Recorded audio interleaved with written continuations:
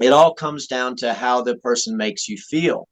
And with instruments, uh, you know, I'm surrounded in this room with guitars that are trophies to how Mhm. much my wife loves me and how much she puts up with. Um,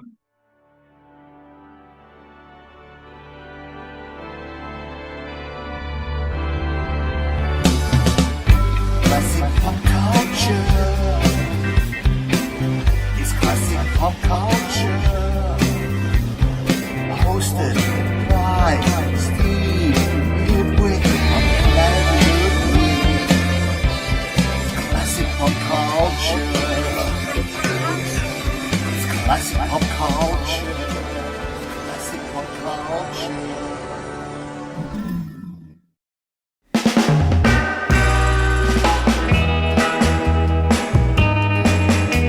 How you doing, everybody? This is your pal and fellow fan of pop culture, Steve Ludwig, welcoming you to another edition of Steve Ludwig's Classic Pop Culture, right here at planetludwig.com, entering our 10th year of classic pop culture funness. Funness. Yes, that's a word, I think. And before we get started, I want to thank a true friend of the show, Australian songsmith, the pride of Melbourne, Australia, Joe Mandica. Joe is the writer, producer, and performer of our classic pop culture song that just opened our show. And speaking of songsmiths, our guests on this edition, show number 186, are Lightnin Charlie and Beth Dolinger, two brilliant musicians, singers, songwriters, husband and wife. Charlie's book, Lightnin Charlie Off the Record, is a laugh-a-minute account of the trials and tribulations of a traveling troubadour. Lightnin Charlie and Beth's repertoire runs the gamut of rock, pop, country, bluegrass, and their wonderful commitment to their faith-based Christian music. Now, we recorded this interview a few days ago, so here we go. Just before we hear from them, here's a taste of Lightnin Charlie and Beth, a super medley of their brilliant talent. Enjoy.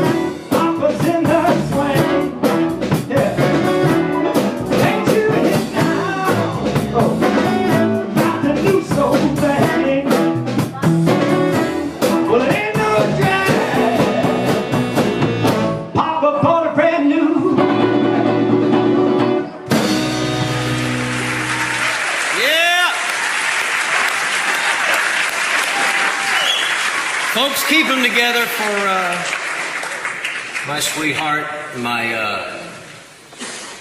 Virginia girl. See, I married a Russell County girl. I went up there and wrestled me up a girl. That's what I did. I'm smarter than I look, ain't I? How about a hand for my lovely wife, Beth? Beth, anything?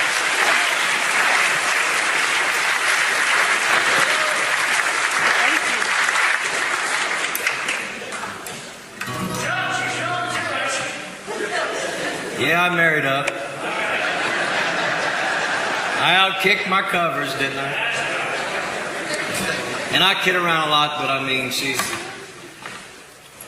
just the most beautiful girl in the world in every way, and I didn't know what real happiness was until I got married. And of course, by then it was too late.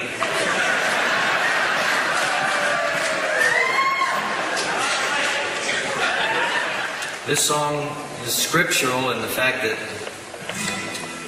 the book of John talks of a pool at Bethesda where an angel would come down and trouble the water and healing would take place. And when we have trouble, Jesus is our bridge. It's called Bridge Over Troubled Water. It goes like this.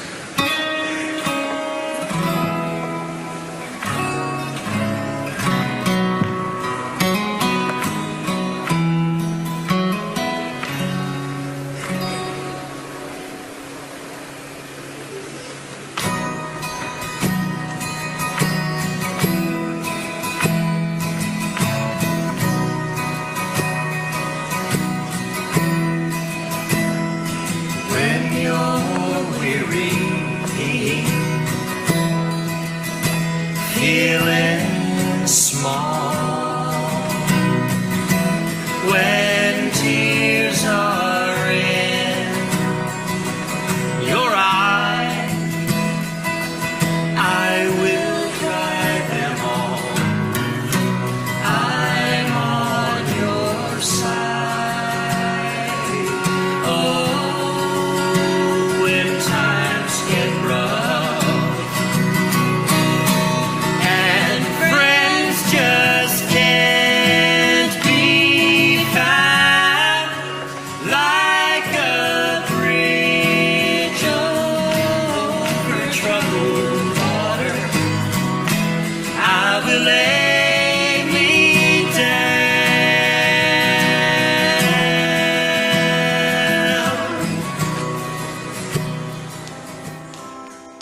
I was alright for a while, I could smile for a while, but I saw you last night. You held my hand so tight as you stopped to say hello. Oh, you wished me well. You couldn't tell that I'd been crying over you, crying over you, and you said so long, left me standing all alone, alone and crying, crying, crying, crying. It's hard to understand, but the touch of her hand can start me crying.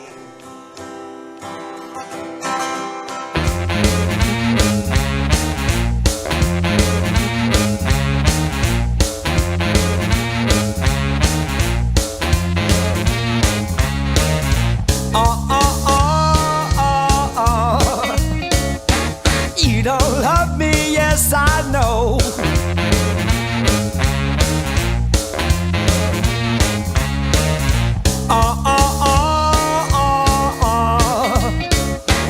You don't love me, yes I know.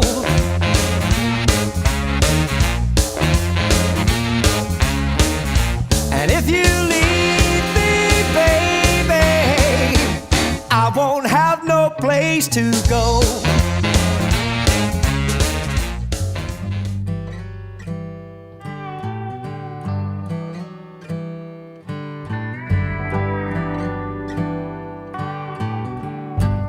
Everybody's gone away. Said they're moving to LA. not a soul I know around. Everybody's leaving town. Some caught a freight, some caught a plane. Find the sunshine, leave the rain. They said this town's a waste of time. I guess they're right, it's wasted mine. Some gotta win, some gotta lose. Good time Charlie's got the blues. You know my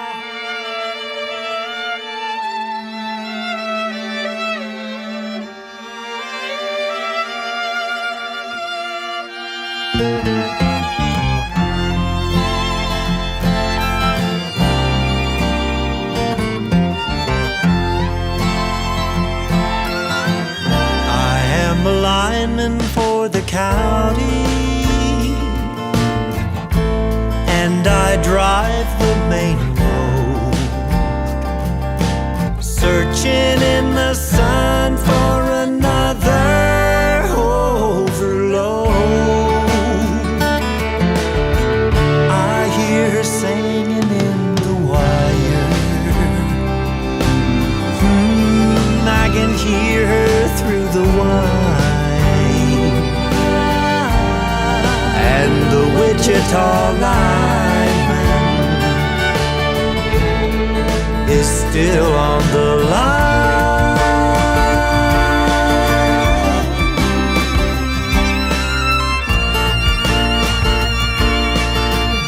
I know I need a small vacation, but it don't look like rain. And if it snows, that stretch down south won't ever stand the strain. And I need you more than want you,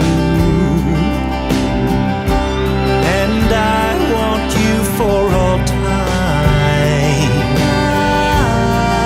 And the Wichita lineman is still on the line.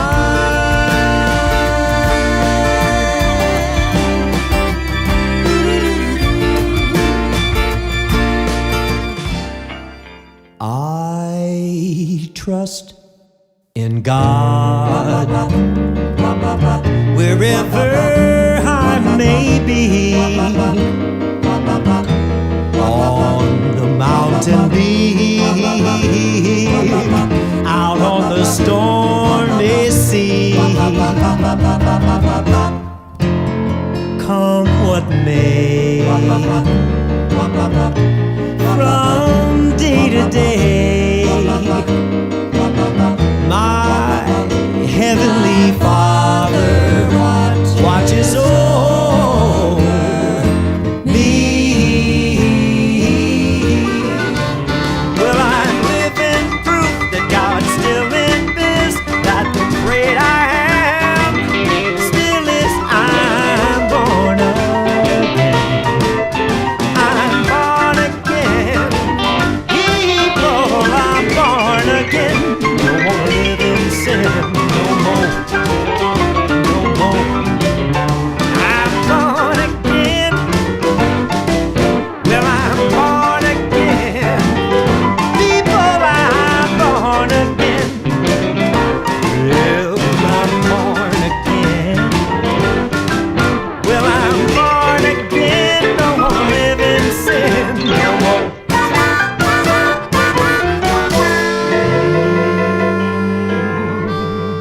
No more. And there you have it, everyone. 11 minutes of musical heaven from our guests, Lightnin Charlie and Beth Dolinger, two of the most wonderful people I've come to know. Thank you so much, both of you. Oh, stop, Steve. Thank you. Thank you Yeah. so much, guys, for coming on the show. It's a pleasure, man. We're very excited to be on the show today.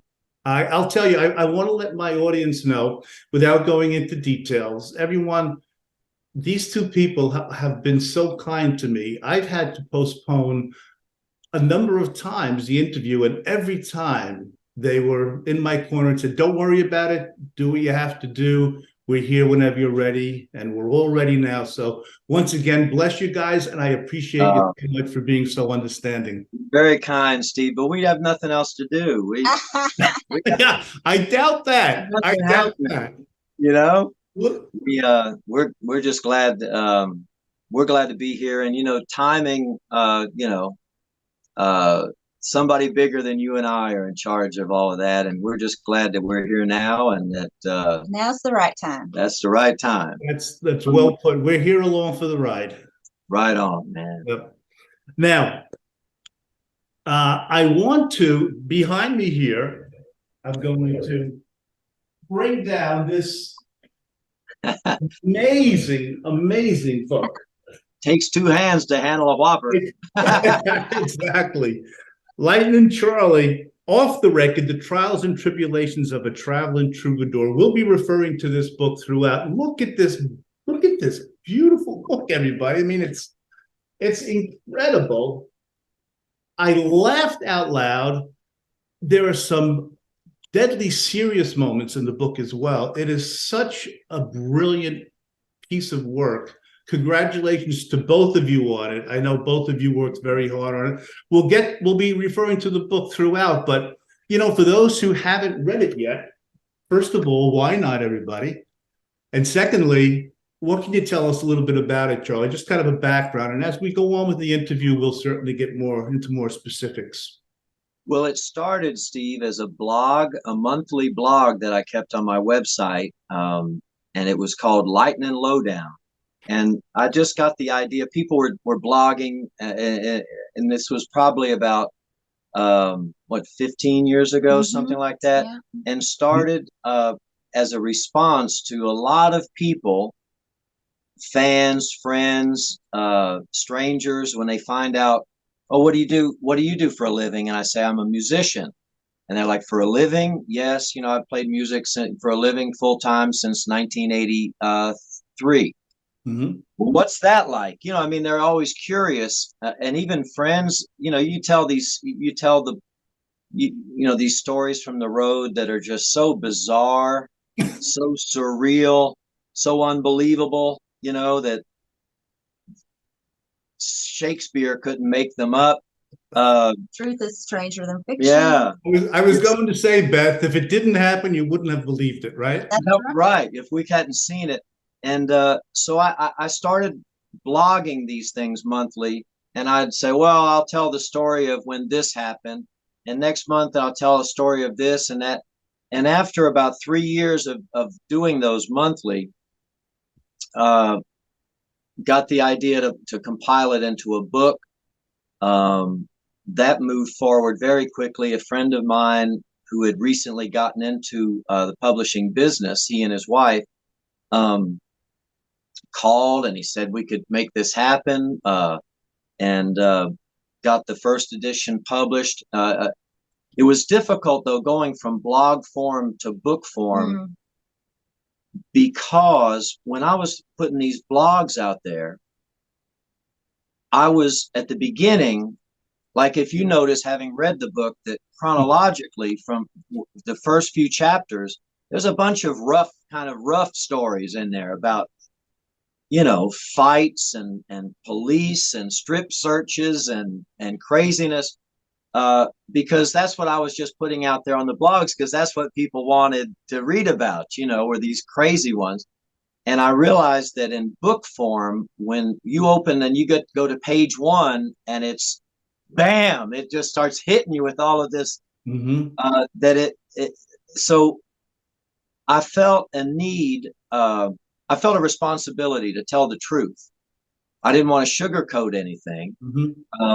I wanted to make the book really my testimony as a musician and as a Christian, to just tell the truth about where God has taken me from, because it's not where you start, it's where you end up at, right? That matters. Absolutely. And it was I appreciate your honesty. I really appreciated your honesty throughout. Yeah, and it's an honest look at, life, and anyone who you don't have to be a musician, I don't think, to appreciate these stories.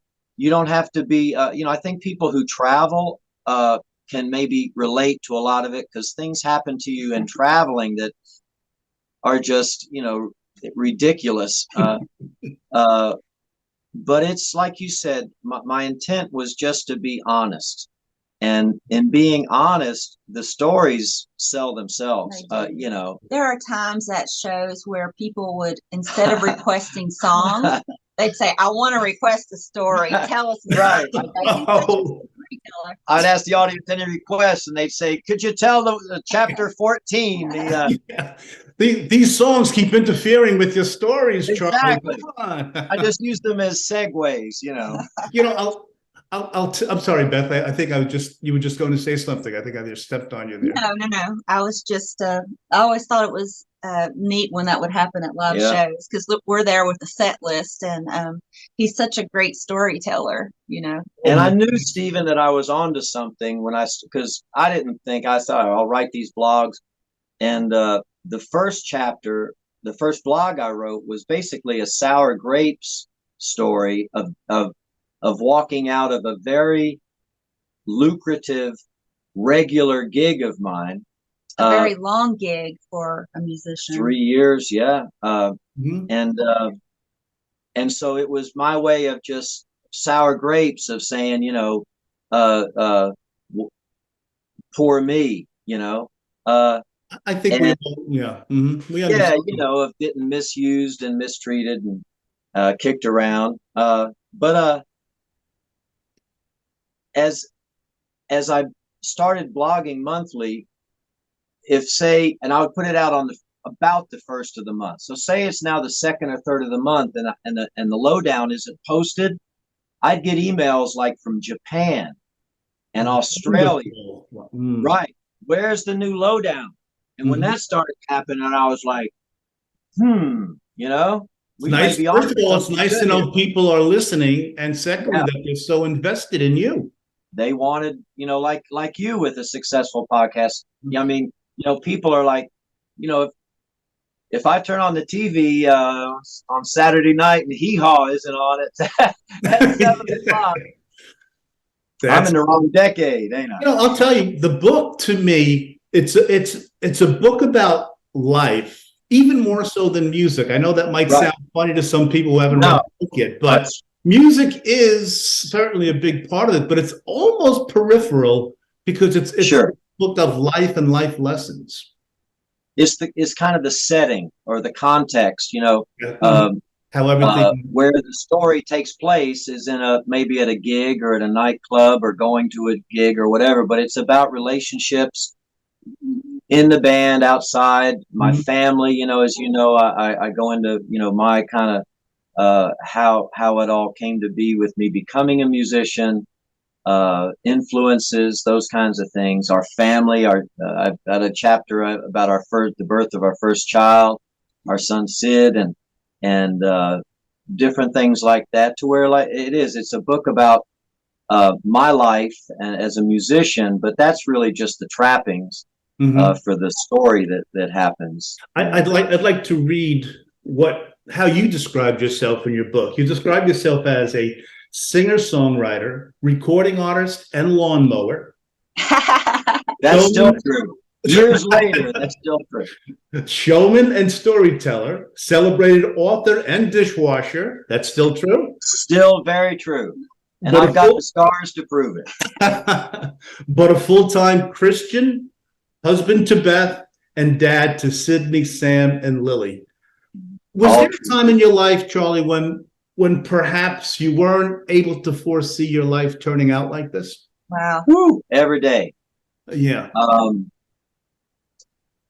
As well, growing up, my path to becoming a band leader and a musician was odd. I never played in bands as a teenager. I never had garage bands and never, did any of that stuff. Boy, that's interesting. Yeah, never. Yeah. He loved music though from the time he was little. His Mhm. mother said at 3 or 4 years old, he sang "Standing on the Corner, Watching All the Girls Go By" as his debut to the family. Right. I'd come out in my hoodie pajamas and like bring the house down, And he had That all is- this huge record collection. Is that Charlie? When you sang that, Charlie, was that the first time Mom said, "Uh-oh"? Well, parents spend the first year wanting their kids to walk and talk, and the next 17 years wanting them to sit down and shut up. Right?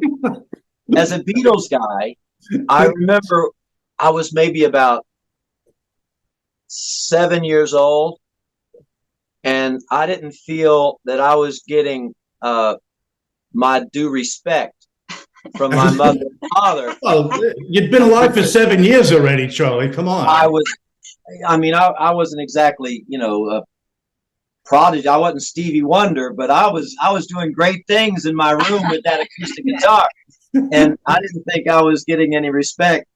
Rodney Dangerfield says, I didn't get no respect at all from my mother. I told her once, I'm running away from home. She said, on your mark. So I wanted to write a song and take it to my mother and say, Mama, look at the song I wrote. What do you think? And I wasn't a songwriter at 7. So I thought, what's the best song as far as songwriting? And I thought, well, Yesterday is pretty good. Not bad. Not that's a good place to start, right? Yeah. So I got a piece of notebook paper and I wrote, yesterday, all my troubles seem so far away. Now it looks as though they're here to stay. Oh, I believe in yesterday. Suddenly. And I wrote it down on a piece of paper and I took it out to my mother and I said, Mama, I wrote a song. I wrote a song. You set the table. I said, but I wrote a song. I want you to read the song. And so she takes the song, and I'm not half the man I used to be as a shadow. That's very good. Set the table and wash your hands and come to dinner. No respect. Not a prophet in your own hometown or in your own household. Those lyrics sounded pretty good to me, Charlie. I don't know. I know, right? Well, they grow on you, I think. But it shows you that, and it showed me that I'll never be able to write a song that good. And so, as far as impressing my mom, I need to put the footy pajamas on and sing Dean Martin. There you have it. Yeah, how did you guys meet? Music, for sure. I grew up loving music too. I grew up in a bluegrass family, believe it or not. Everybody played and sang, and I learned how to sing tenor as a little girl. And for some reason, even growing up in this little country town, I love the blues. I learned a lot about music watching Tom and Jerry, believe it or not. They'd play these great Louis tunes in the back. Jordan. That's right. Yes. And so I loved it. And I don't know, I was about 21, I guess, and a friend of mine had a copy of Charlie's CD. I didn't know who he was. Mm-hmm. And we listened to it, and the song, the Magic Sam song, Every Night and Every Day. Mm-hmm. I'll be your slave. Treat me right till you have it made. That's how I love you. Ain't it nice to be loved that way?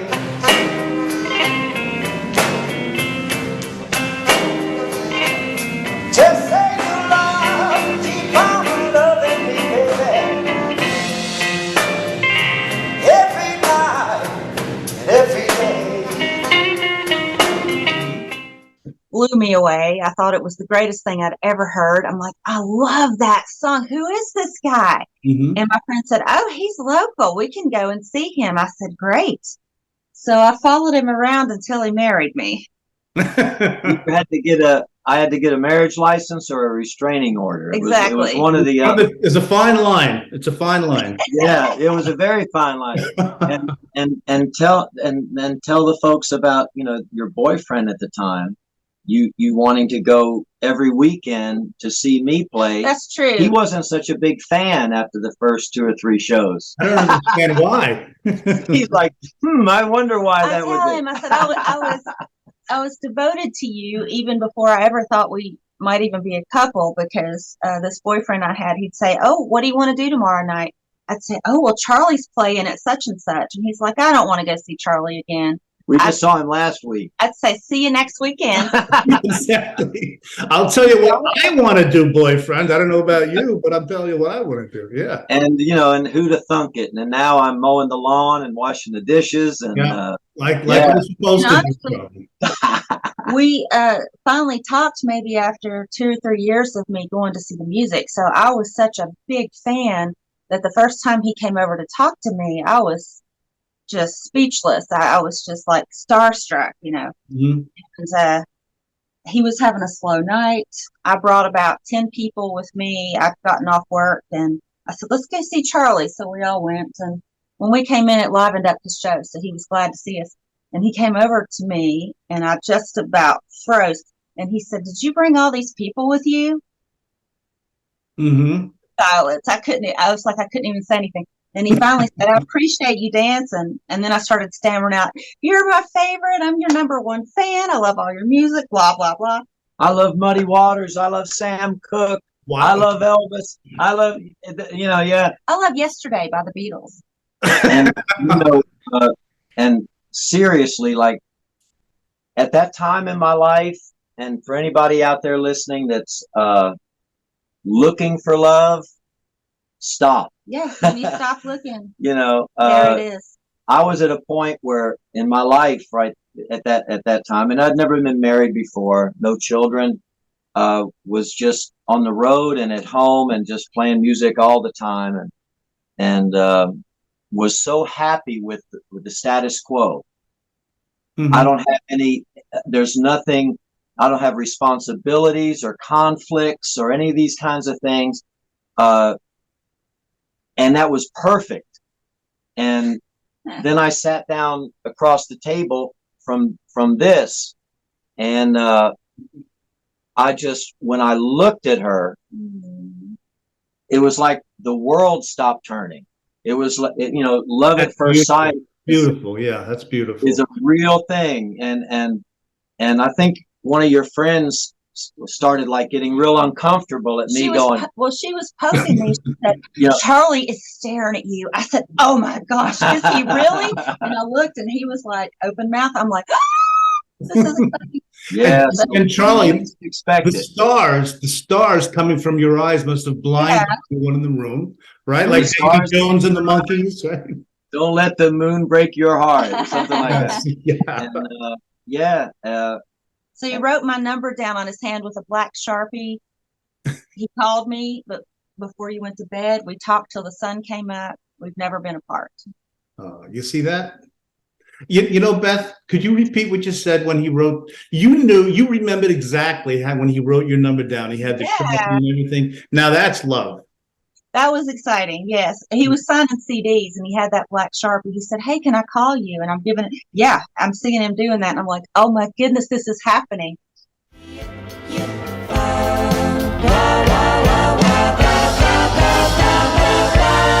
have loving so fine, magic moments divine. If you just say you're mine, I'll love you till the end of time. Don't you worry. tattoos weren't quite as popular back then. You couldn't have or tattooed it. would have tattooed it on her to make sure it didn't wash off. Yeah. And on our first real date, he was excited when he saw my music collection. That, you know, I liked stuff that Because was Beth, not popular at the time. I know your viewers can't tell because I looked a lot younger than Beth, probably Yeah. to them. I wasn't going to ask because it's not proper to ask a woman her age, but We it's got this lighting that helps me. But I'm 11 years older than Beth. Mm-hmm. And So when we met, she was 22 years old, and so I'm 33, Right. and I got into her car to go on on a date or whatever we were doing, and she had a cassette attache, a little cassette case of cassette tapes. That's how old we are. Right. Some of your I have old. plenty. Yeah, there you go. And I popped the top on it, and I'm like, Big Joe Turner, Sam Cooke, Otis Redding, Elvis, Laverne Baker. Wow. Ray Charles. Did you have the T-Bone Walker stuff in there? No, Not that. I bought you that first. But it was like, I said, you've How got much more a perfect? cool mother and daddy. I said, you've got grandparents that are. She says, no, they're mine. I'm like, no, they're not. Wow. You know what? 22-year-old My dad liked classic country, and I grew up bluegrass, so that was dedefinitely not from the family. in Southwest Virginia, Big Mhm. Joe Turner, Little Richard. You had Little Richard. Yeah. So yeah, So the next date, I brought my family album because I thought, this is my man. He needs to know my people. yeah. She brought a family album to our first date, and I didn't run. He didn't run. That's always good. And you've never looked back. Never look back. It's and never. I don't know the hearts of other people, but like when it's right, and marriage and raising a family. Of course, it's difficult, and it's a lot of work, and it's not. It's the honeymoon isn't every day, Mhm. but Such is life. yeah, right. And that's just truth and life. But I've never regretted, for a moment, Yeah. because it's just we're now 26. I remember our 25th anniversary last year. We woke up that day, and I told Beth, I just poured my heart out for about, I don't know, several minutes, telling her how much I love her. She's the most beautiful girl in the world to me. She's more beautiful now than when I first laid eyes on her. Mhm. I'm more in love with her now than ever. And I finished this love sonnet to my wife, and she said, well, Charlie, being married to you for 25 years, it feels like 25 minutes underwater. That's not true, by the way. So I knew I married the right girl.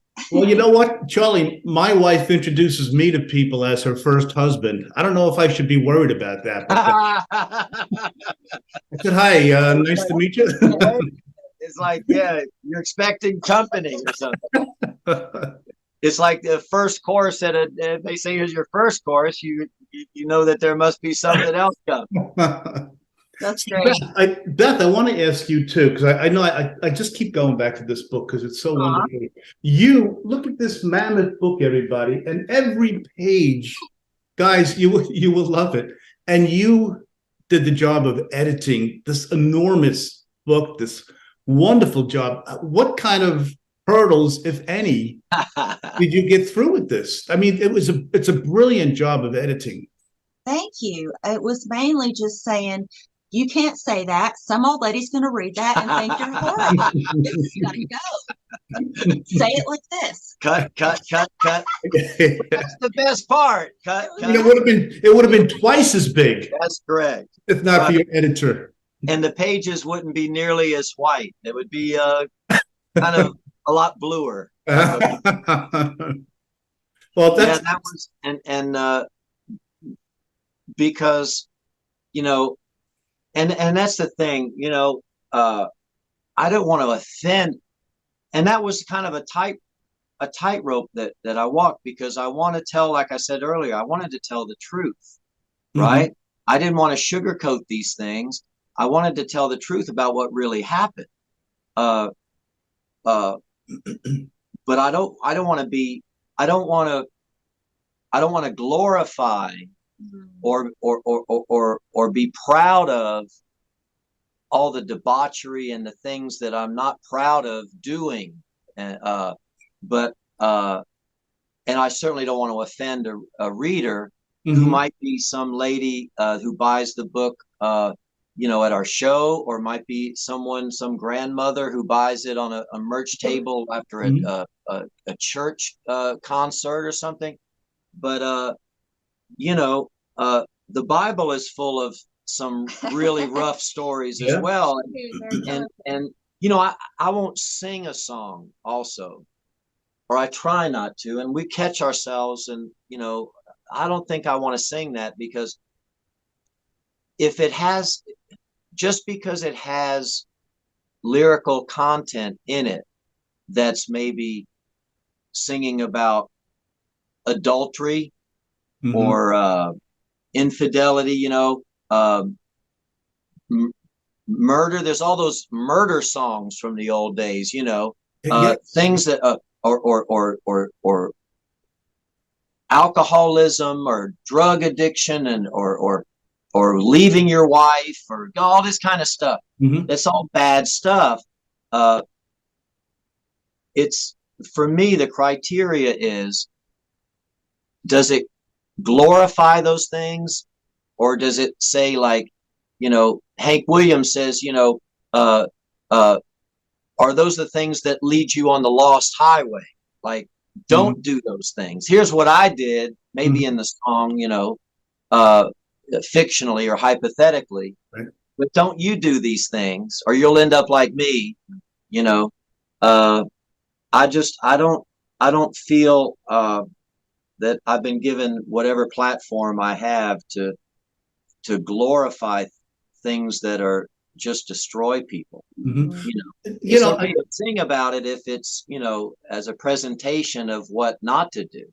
Again, the Bible does that, right? It talks about adultery and murder and all these things, but it doesn't say Yahoo. The point, you do something redeeming. Yeah, and you're not denying all those things go on in life, because they do. Yes. I think, at least as a listener and as a reader of your book, I appreciate that you don't really sugarcoat things. You tell it as it is, but you say, I kind of messed up here, and I realize, and you try not to do this, because a person who wound up like you, and of course, Beth, you two are such wonderful people, and what you came from, you can do anything. Yeah. Love and faith and everything else. Yeah. And so can you out there in listener land, and as you, Steve, know from reading that book, it's a miracle. I'm still walking around some of the stuff and the situations, and I'll be telling somebody, will ask about something, or I'll say, oh, I did a gig one time in Virginia, and this happened, and they're like, is that in the book? And I'll say, I don't think it is. That maybe, because there's a lot of, I've probably got 2-3 more books of. I was just going to say, there's a few more volumes. Beth, you have a little work ahead of you. You got a few more volumes to edit, I think. Yep. I stopped the blogs when our daughter was born, and it was just, I was so busy now with 3 children. He had a lot of dishes to wash during. Holy smokes! I can imagine. You probably had to dry too. There was probably no help. Diapers to change, and that's when I stopped doing the blogs, and then I have done. I think there's maybe 3 or 4 blogs that are on my website that listeners could go to my website at lightnincharlie.com and look at the blogs. That there's 3 or 4 new tales or blogs that are very much in the same vein as the stuff in the book. You mentioned lightnincharlie.com, and our audience can see it on the screen as well. I also want our audience to know that this can be theirs as well. Hi-oh! The good music for good people, the official Lightnin Charlie. I love that phrase, by the way. Good music for good people. But the official Lightnin Charlie merchandise. This is a very cool shirt. Really is. Thank you, Steve. You wear it well and in good health, brother. Thank you. Well, I am the fashion plate of New Jersey now. There you go. Right on. Yeah. Good fashion plate of the Garden State. That's it. We go. Right? And lightnincharlie.com has pretty much everything that we want from you. All your merch and your your music. There is something, if we can right now, I'd love to hear. I think you told me it's only been released a couple of weeks ago, American Eulogy. Yes, sir. Actually, it was released in I think end of January, maybe in January. Well, to say months. Yes, yes. It's it's brand new, hot off the press single from Lightnin Charlie.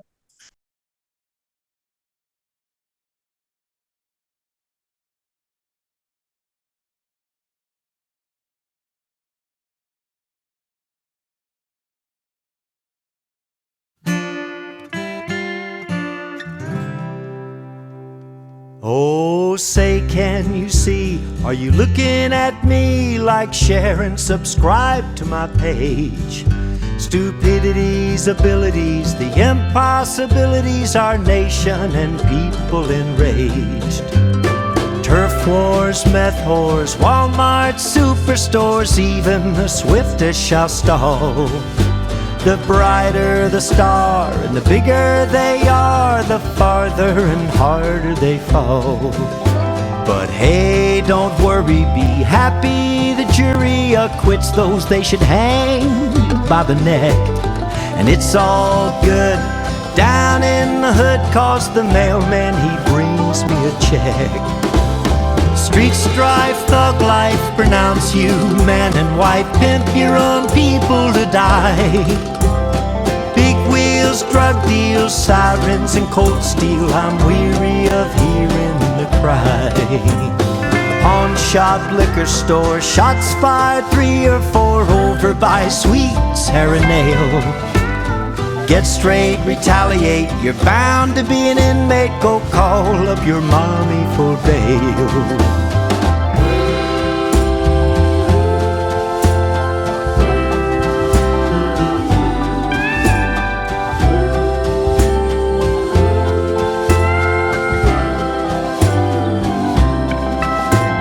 Rat race, plant face, coming in last place, punches in bunches they come. Free lunches they serve to throw us a curve, to keep us downhearted and dumb. Masks made in China, my mind's in Carolina, my patience is thinner than thin. Baseball and hot dogs and apple pie moon dogs replaced with Kardashians. Tattoo boo-hoo, throw 'em out when you're through, forsake them babies you make. Cast blame, crying shame, God made us all the same, how much more crap can I take? Millennial, evil, boll, weevil, hook and evil, I'll jump BMGM grand. I'm swearing you Karens and bloody red barons should start you a rock and roll band.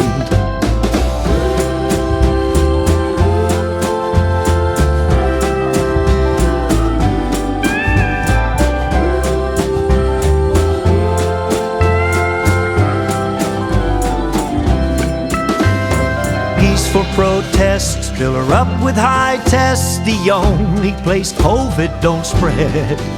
What a smart little virus, CDC should hire us some hippies to play Grateful Dead. My tears, they choke me, Wuhan has broke me, our lives are put on the shelves. I'm looking right at you, no rebel gray statue could do what we've done to ourselves. On account of that basis, am I a racist? This song's for both black and white. Not sorry, not sad, it's just good and bad. Oh, there's millions of wrongs, but one right. Until we realize and quit feigning surprise at this mad manufactured maelstrom. Go twist and shout, 'cause I'm over and out of man's pandemonium.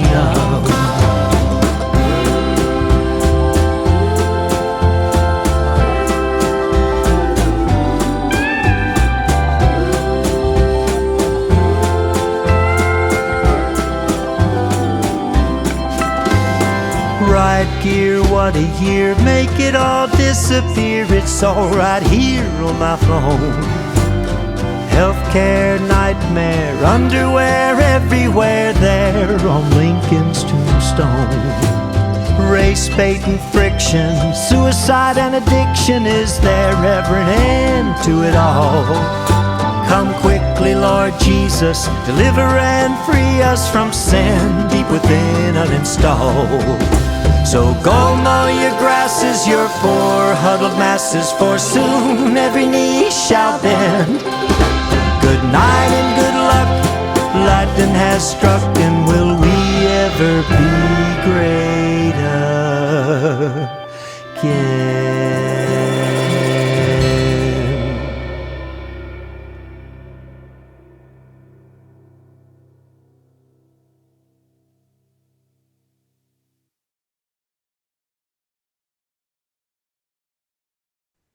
American Eulogy.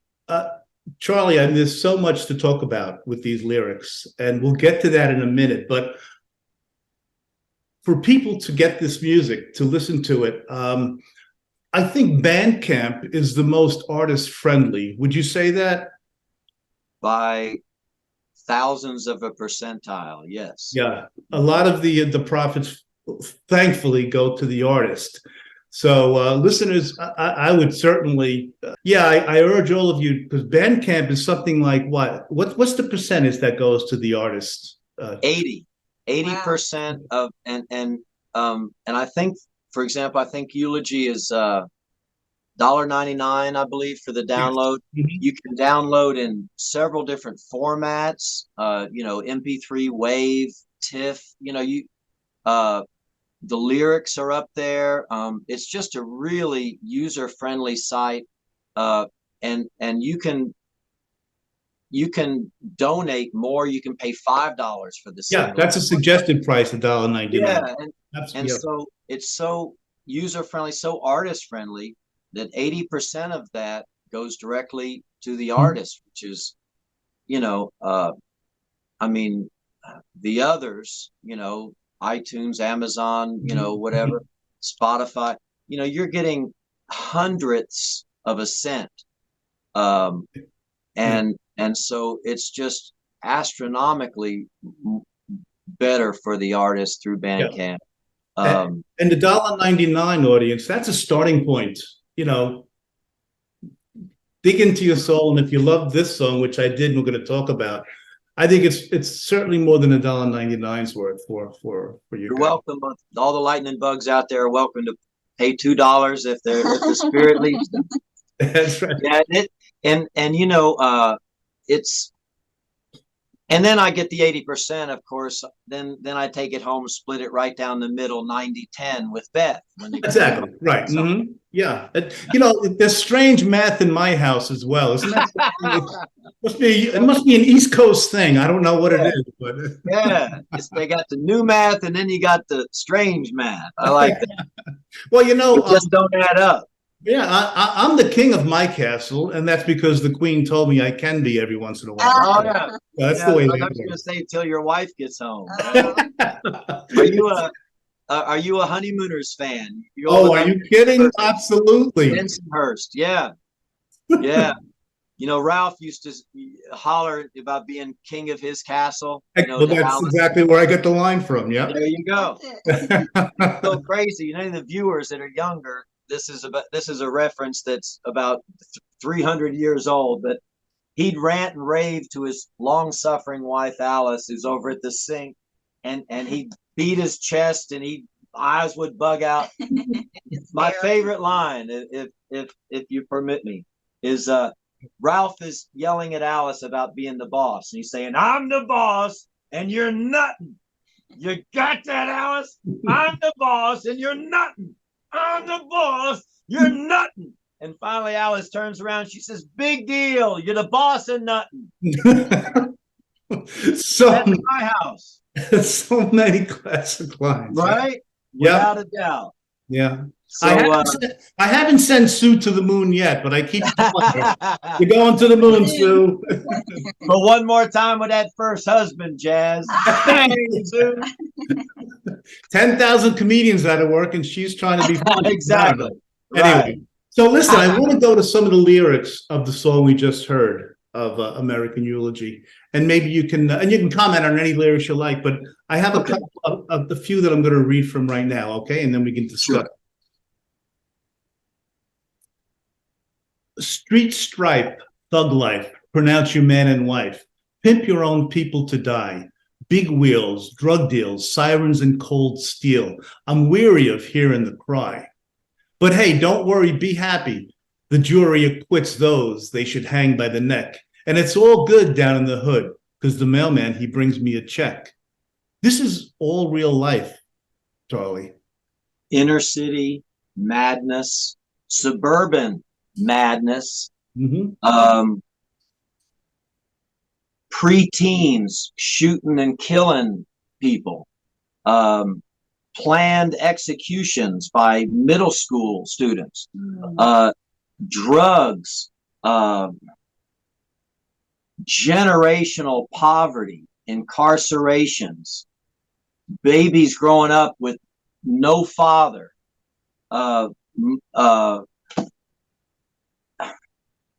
it's frustrating, as I would assume, as parents. I mean, I'm sure your kids are lovely kids, really. And the job a parent has nowadays, I mean, my wife and I don't have children, but I can just imagine, what you two are up against. It's turning on the news has become a voyage to the bottom of the sea that, it's just. What's the answer? I know it's a rhetorical question, but Beth and Charlie both, what is the answer? As far as, with as far as the crime issue, and, I think you can go back 30, 40 years maybe and see the deterioration of the family as a unit, of a husband and a wife and children, because in our opinion,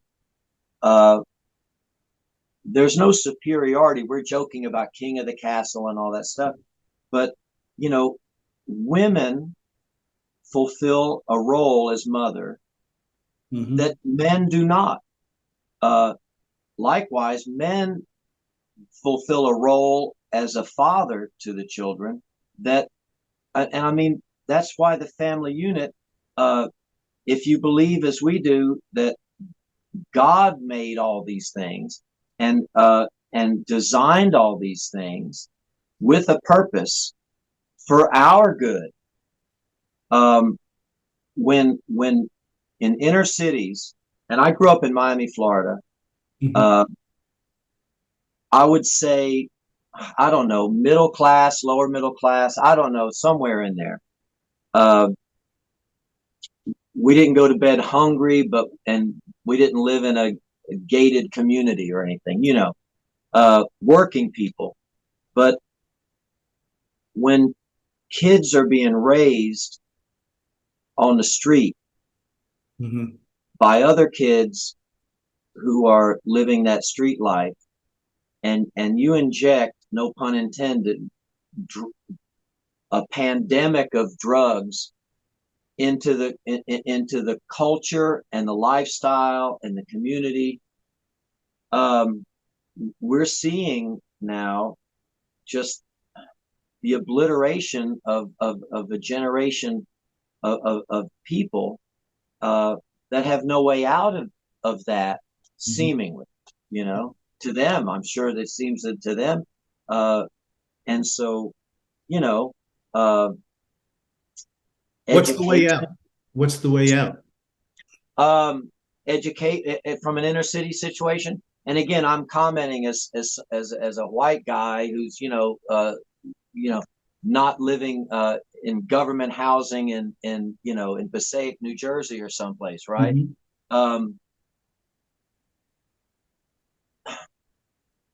I know. having role models in your home that you can look to your dad or and your grandfather and your mother and your grandparents and your aunts and your uncles, and see people who work hard to achieve things, uh, and and achieve things, Mhm. and can go to college. There's no reason that any young person in America can't get a college education or go to a trade school or work and get a good, not just a job, but have a career.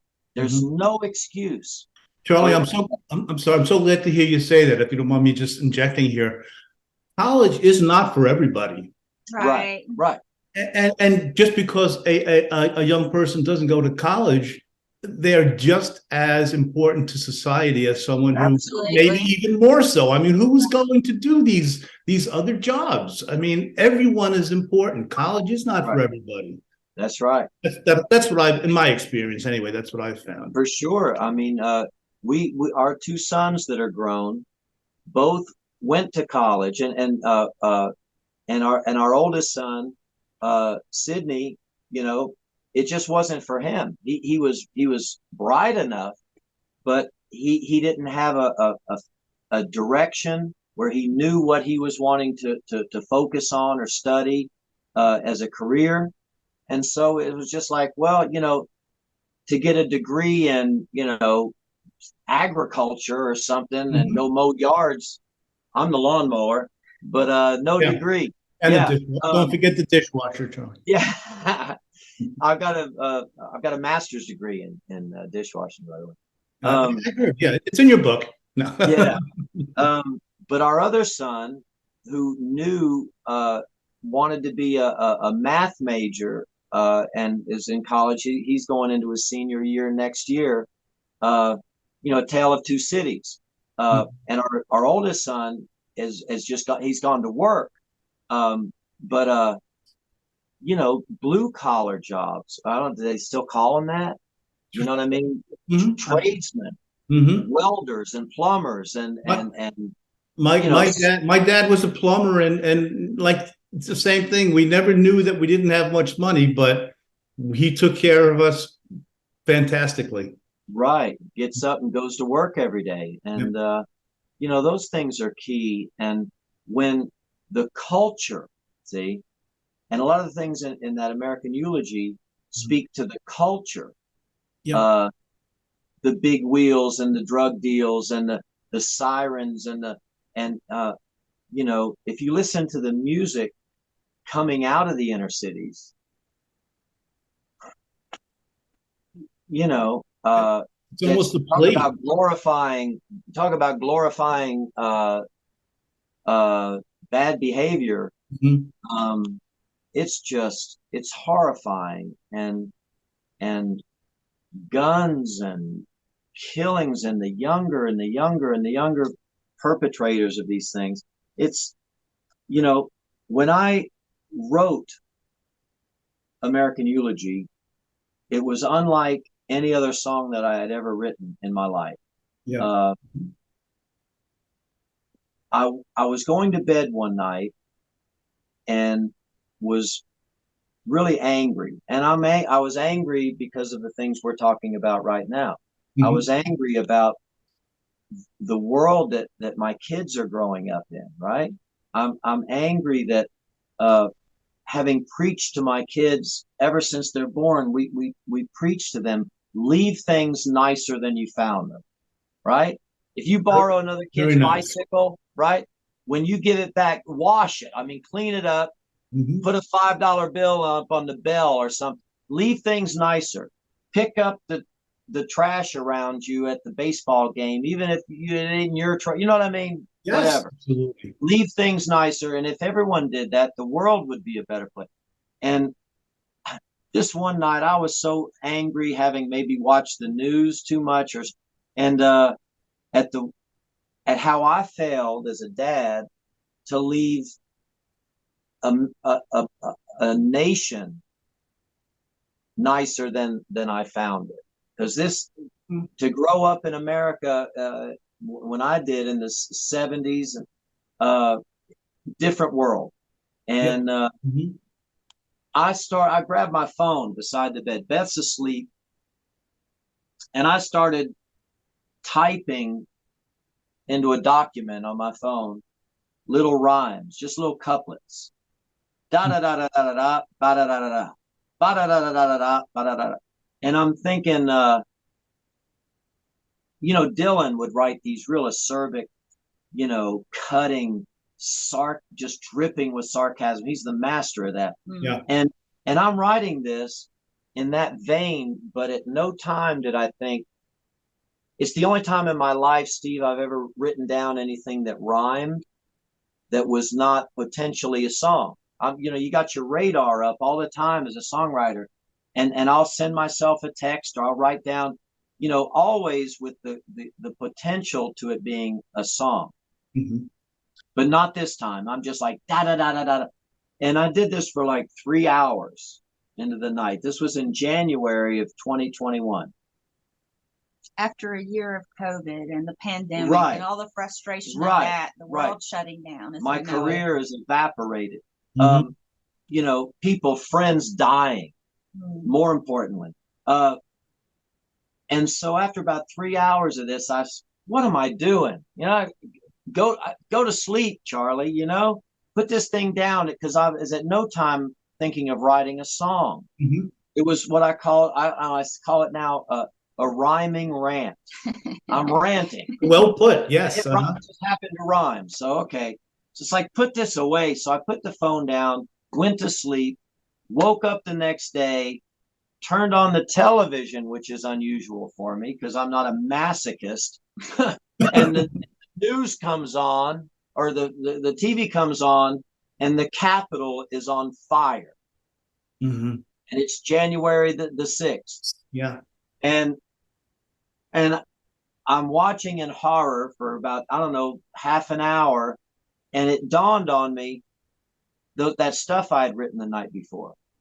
And so I grabbed my phone and I'm looking at it, and I'm looking at the TV, and it looked like subtitles to what I was seeing on the screen. Mm-hmm. And the mayhem and the chaos and the division, right? Yeah, that's the division. Yeah. You and I, we can remember probably Kent State. Of course. Absolutely. Right? We remember Dr. King and Bobby Kennedy. Mm-hmm. I've got a few years on you, Charlie. Yeah. So so you're with me. Yeah. And Vietnam and Mm-hmm. so there was a huge divide in the late 60s, right? Absolutely. Huge cultural and generational divide, but it was still different than this. Mm-hmm. It was still, you could still sit down and talk about talk. Exactly. Yes. You Mm-hmm. could be, there could be civil discourse on these things. That ship has sailed, right? Yeah. And so I saw these lyrics and saw what was going on in front of me, and I said, this is a song. That was the first time I said, this is a song. I picked up a guitar, and this is the first time this has ever happened. If I wrote lyrics, I'd maybe try 6, 7 different grooves, tempos, keys.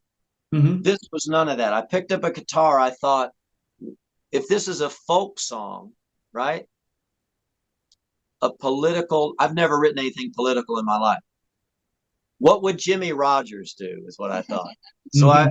I hit a C chord and I went dong dong dong dung jang jang dung jang jang dung jang jang dung dung dung. Oh, say can you see? Are you looking at me? Like, share, and subscribe to my page. Mm-hmm. And it fit like a hand in a glove instantly. We recorded it, never changed, never tried it in a different key, never tried it a little faster, a little slower. Right, Charlie? Instant. Yeah. Instant. And I really, really did not have anything to do with the writing of that song. What I was typing in was not a song. It was really an amazing. We listened to a little bit of Paul Simon's new album, 7 Psalms. 7 Psalms, yeah. Yeah. He says he dreamt the title. He woke up one night and said 7 Psalms and wrote it down and knew that was the title of an album that he hadn't begun writing. He went back to sleep, woke up 3 hours later with the first line. He said he dreamt the whole record. Yeah. Well, you know, Paul talking again yesterday, right? Mhm. Where Paul dreamt the melody and thought it was Yeah. something that his pops had played. He You was know, asking people. Yeah. yeah. Oh, yeah. No, we've never heard that before. Scrambled eggs. Oh my darling, how I love your legs. Right, exactly. But you know, Charlie, I mean, if I may paraphrase or from your lyrics, and I'm not being facetious, in a world of Kardashians, thank goodness there's the Lightnin Charlie to write lyrics like this. Thank you. To be mentioned in the same sentence as the Kardashians. I apologize. My apologies. I should get a shower. Yeah, feel so dirty, huh? Well, you And know that whole what? idea, that whole pop scene of being famous before you don't have to do anything without any Famous for merit. being famous, they say, right? Famous for being famous. Yeah. You know, the whole pop culture is so skewed and so, and I feel Is it going to come back? Is it going to swing around, you think? It's tough, right? if I hope it would. Of course, yeah. If it does, I have no idea how that's going to happen. Mhm. You know, we got like, you know, my kids are showing me stuff with AI now. I mean, I know. what? I mean, how can I don't know. Take away a little Steve. more humanity, right? You're taking more I'm humanity. You're taking more humanity away from us. More, yeah, that's what we need. Yeah, it's less humanity. Yeah. But what about humanity? What's to be done? Well, it's dark times, but my prayer and my hope is that with American Eulogy, that it's a song of hope. And yes, there's a lot of things wrong, and yes, there's a lot of things that need fixing. But historically, the human spirit is proven itself over and over again to be indomitable. Absolutely. And so, you know, our hope and prayer is that things do improve, just that people can get closer together once again rather than further apart. Yeah. So yeah, that's our hope and our prayer, especially for our children and for y'all's, you know. Mm-hmm. Beautifully said. I don't know. I get you. I get the feeling from the both of you that you're realists, but there is that idealism, I think, that we'll never get rid of. I feel it will get better somehow. Somehow, I don't know how.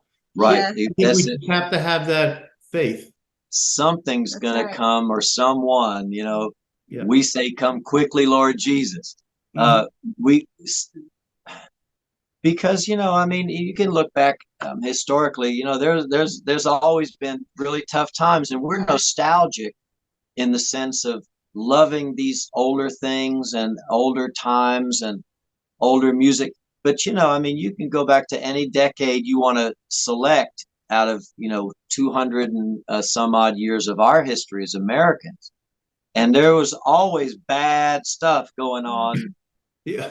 in you know, alongside, you The know, good old days, right? good old days. Yeah. Weren't always so good. Yeah. Right. Weren't always so good. And, you know, we look back with rose colored glasses, but yeah, our prayer is that we can come together once again as a people, not just as Americans in a nationalistic sense, but realize that we've got brothers and sisters all over the world, That's right. and that And we've we're never all, met. yes, and that we're all the same. You know, Oh, it's we're so all, you know, we're all the same, and to just see someday soon, hopefully, that we've got a lot more in common than we do, you know, differences. amen to that. Yes, sir. Hey, may I just read to our audience some of my favorite titles of chapters from your book that I get. The titles alone, some of them make me laugh. So is it okay with you too if I do that for a minute? Let me just pull them up here. Come on, Steve. You know how to work this thing. It's called a mouse. Maybe the cat got it.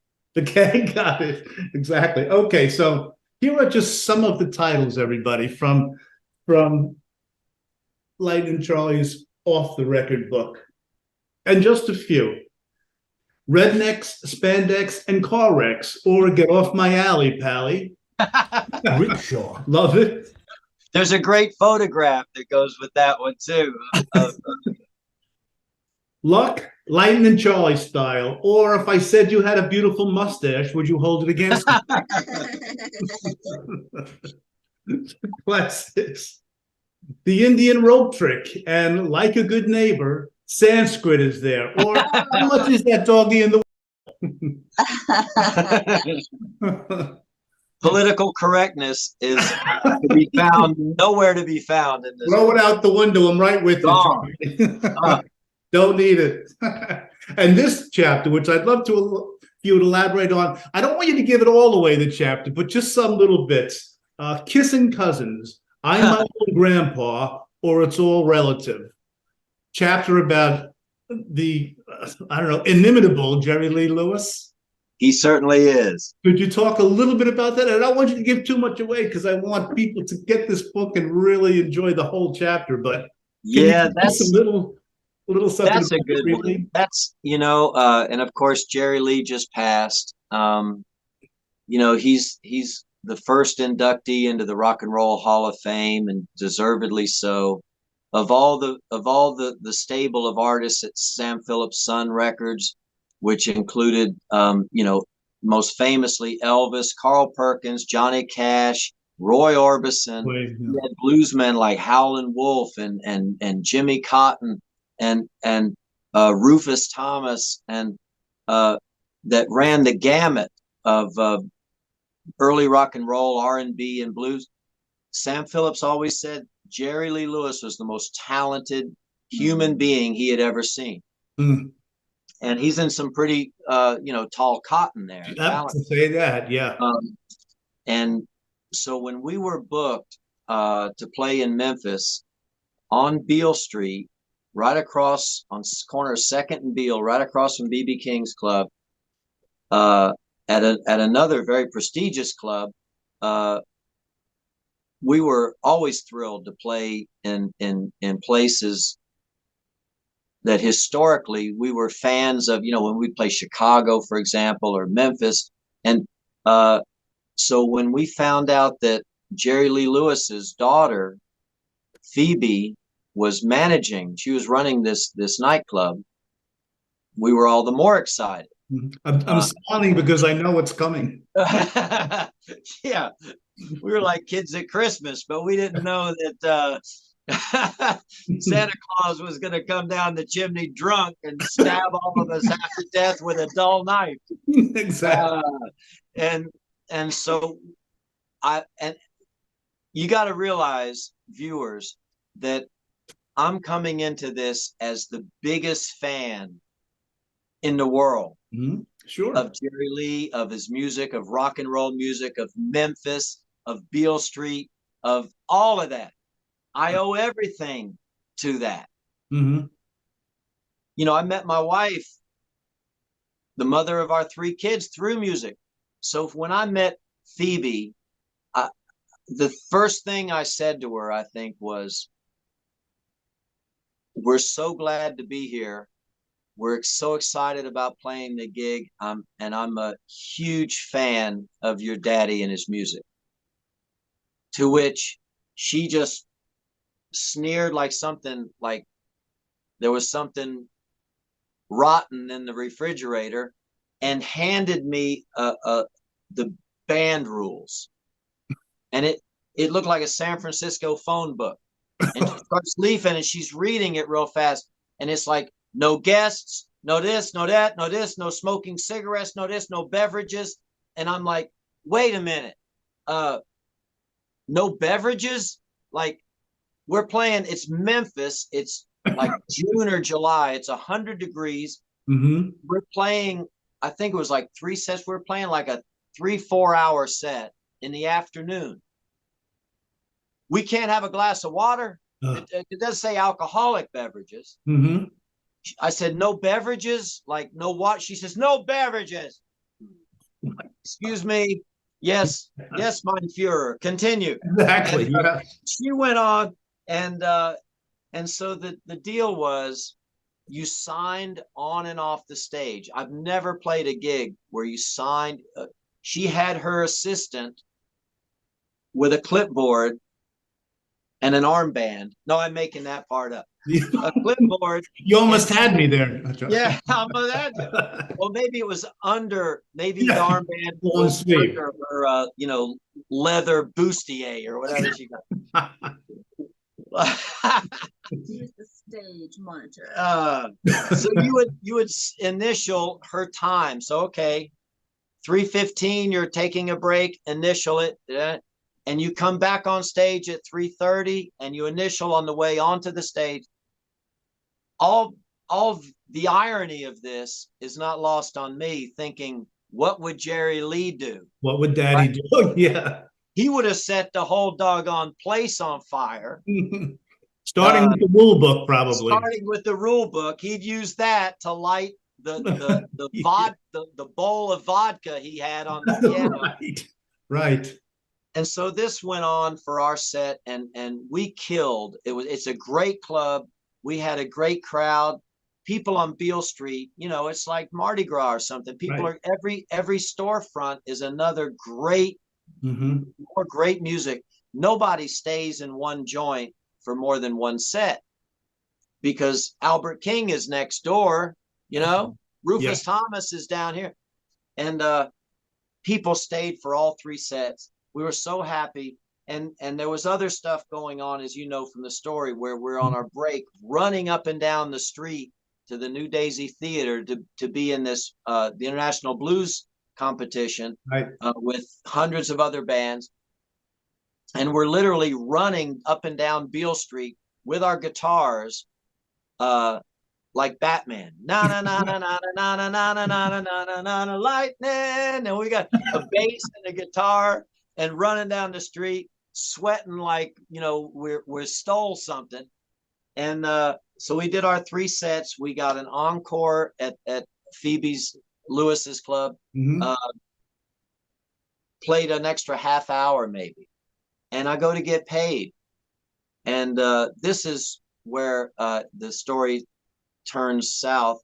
And realizing that Phoebe is not only Jerry Lee's daughter, but she's his second cousin also, because she's the fruit of that unholy alliance between Jerry Lee and his first cousin, Myra, who he married at 13, but he told the press she was 14, because he was sure a master at putting fires out, that Jerry Lee. Oh, that made all the difference that one year. Exactly. As he told the British press, he was determined. He had a tour of England.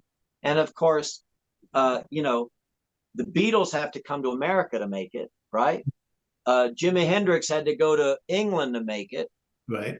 You cross the pond in either direction. That's where you really got your global success and superstardom. And Jerry Lee would have had that. And he had a tour booked in England. And he told Sam Phillips he was taking his new bride, Myra, with him, his first cousin, who was so obviously a child. Sam was like, you can't do that. The British press will absolutely eat you alive. You can't do it. It'll be the end of your career. And Jerry Lee, took her over there, and there's those films are you can see them on YouTube now or whatever. He was so adamant and just arrogant about it. And his line was finally, with the press badgering him about marrying his cousin, who he said was 14, which wasn't true. Jerry Lee's answer, very diplomatically, was, well, I married her, didn't I? No. I know. Like he made an honest cousin out of him. Yeah. Okay, she's in good hands now, Jerry. Thank you. Yeah, right. Oh, yeah. So hence the title, which is, I'm my own grandpa and the shallow end of the gene pool or whatever else I call it. Nice. So Phoebe then proceeds to tell me up in her office upstairs, dark and seedy, that I was supposed to start my third set at 4:45, and I didn't start till 4:47. I said, so we didn't start till 4:47. We still played a longer third set and played 2 encores, had standing ovation. People stayed for all 3 sets. She says, but you didn't start till 4:47. And I said, so? She said, so I'm docking your pay. And she proceeded to take out a pencil. This is before, cell phones with calculators. And that poor child, she had like her fingers, like a lobster claw in one hand. She's scrawling with a pencil. Phoebe, if you're out there, honey, I love you. Love to see you. And you owe me about $2.15 from a gig I played at your club in Memphis in 1990 something. Yo, from 4:45 to 4:47, Phoebe. Right. She figured out my hourly rate, then divided that by 60, got our minute rate, then multiplied that by 2 for the 2 minutes, and that's my punitive damages, which he then subtracts. And so I'll just give the folks the punchline. No. She did all this to dock me, $2.14. And she counts out the cash to me, and I'm just staring at her like somebody looking, at an octopus in an aquarium, or something. And I take the money off the desk, and I'm looking at her while I'm putting it in my pocket, just staring at her. And she says, because she looked so much like her daddy. She says, you got anything to say? And I said, when cousins married, and I split down those steps. And I'm looking over my shoulder thinking, she's going to be coming after me with a syringe full of, Demerol to, the last scene in Sunset Boulevard, Billy Wilder's Sunset Boulevard, where William Holden. Yeah. In the pool. In the pool, yeah. That was going to be me. And I hear, Jerry Lee Lewis singing Breathless in the background. That was a crazy, there was so much craziness in that one story too. I don't know, in the book, if I told, there was no hotel room to be had in Memphis. And because it was Memphis in May, the Memphis Blues Festival, they put us up. Part of the deal at the gig was a hotel room, but they couldn't get a hotel room. You had to go into Arkansas to get a hotel room.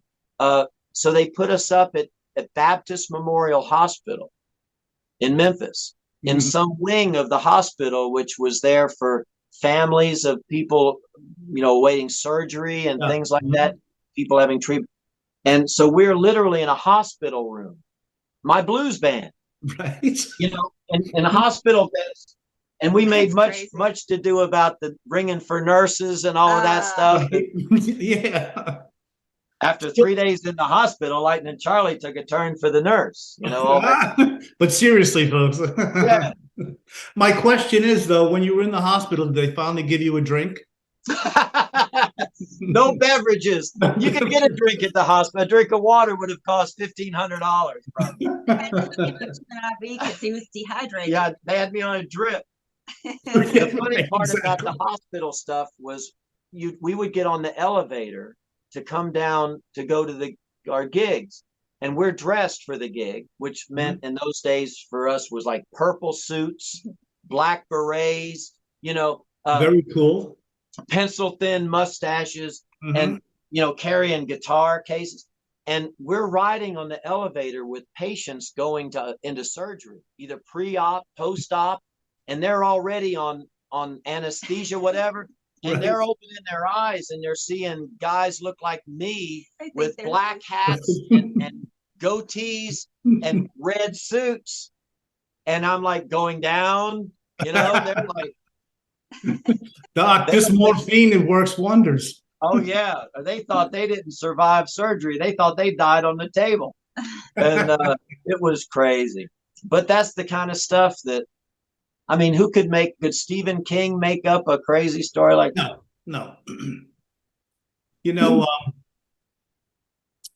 you've mentioned many times in the book and in your music and in your writing that you're born again Christian, Charlie. Yes.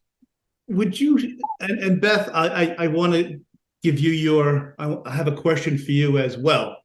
But Charlie, would you mind sharing with our audience when you became born again, or what were the circumstances, or as much as you'd like to share?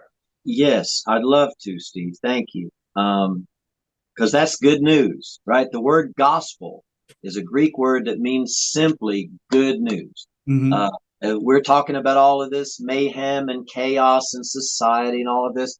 The good news is there's a God that loves you, that sent his only son to die for you, and that can fix everything that's wrong with you.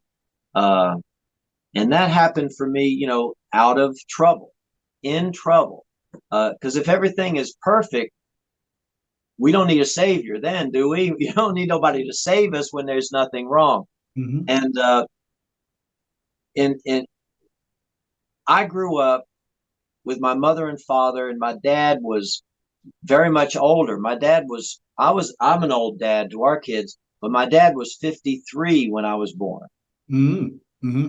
He would have told you 3 words about me: surprise, surprise, surprise. And my dad was my hero, just my absolute superhero. I adored my father. My dad, maybe being older, had more of a grandfatherly type of, not as much of, he was no disciplinarian, for example. My mother would be the disciplinarian. My dad would be like, oh, well, I'll buy him 2 of those things. You know what I mean? Right. It was that kind of a thing. And I was spoiled in that way with love, from my mother and father. Yeah. But my father had a massive heart attack at work. Should have died by all accounts. Survived the heart attack, but I was 8 years old, 7 or 8 years old. And in those days, a heart condition would, disable a person in the sense that you could work, but you couldn't work a job that was very stressful. Right. Right. Because if you get upset or stressed, you have the potential anytime you get angry of, having a subsequent heart attack that you're going to die. And my dad was in the restaurant business. So if you're looking for a job as a restaurant manager that is stress-free, Good luck. I mean, right, it's an oxymoron. Yeah. So things were really tough there. And for about 4 years, we lived under that kind of that specter of a dark cloud over us.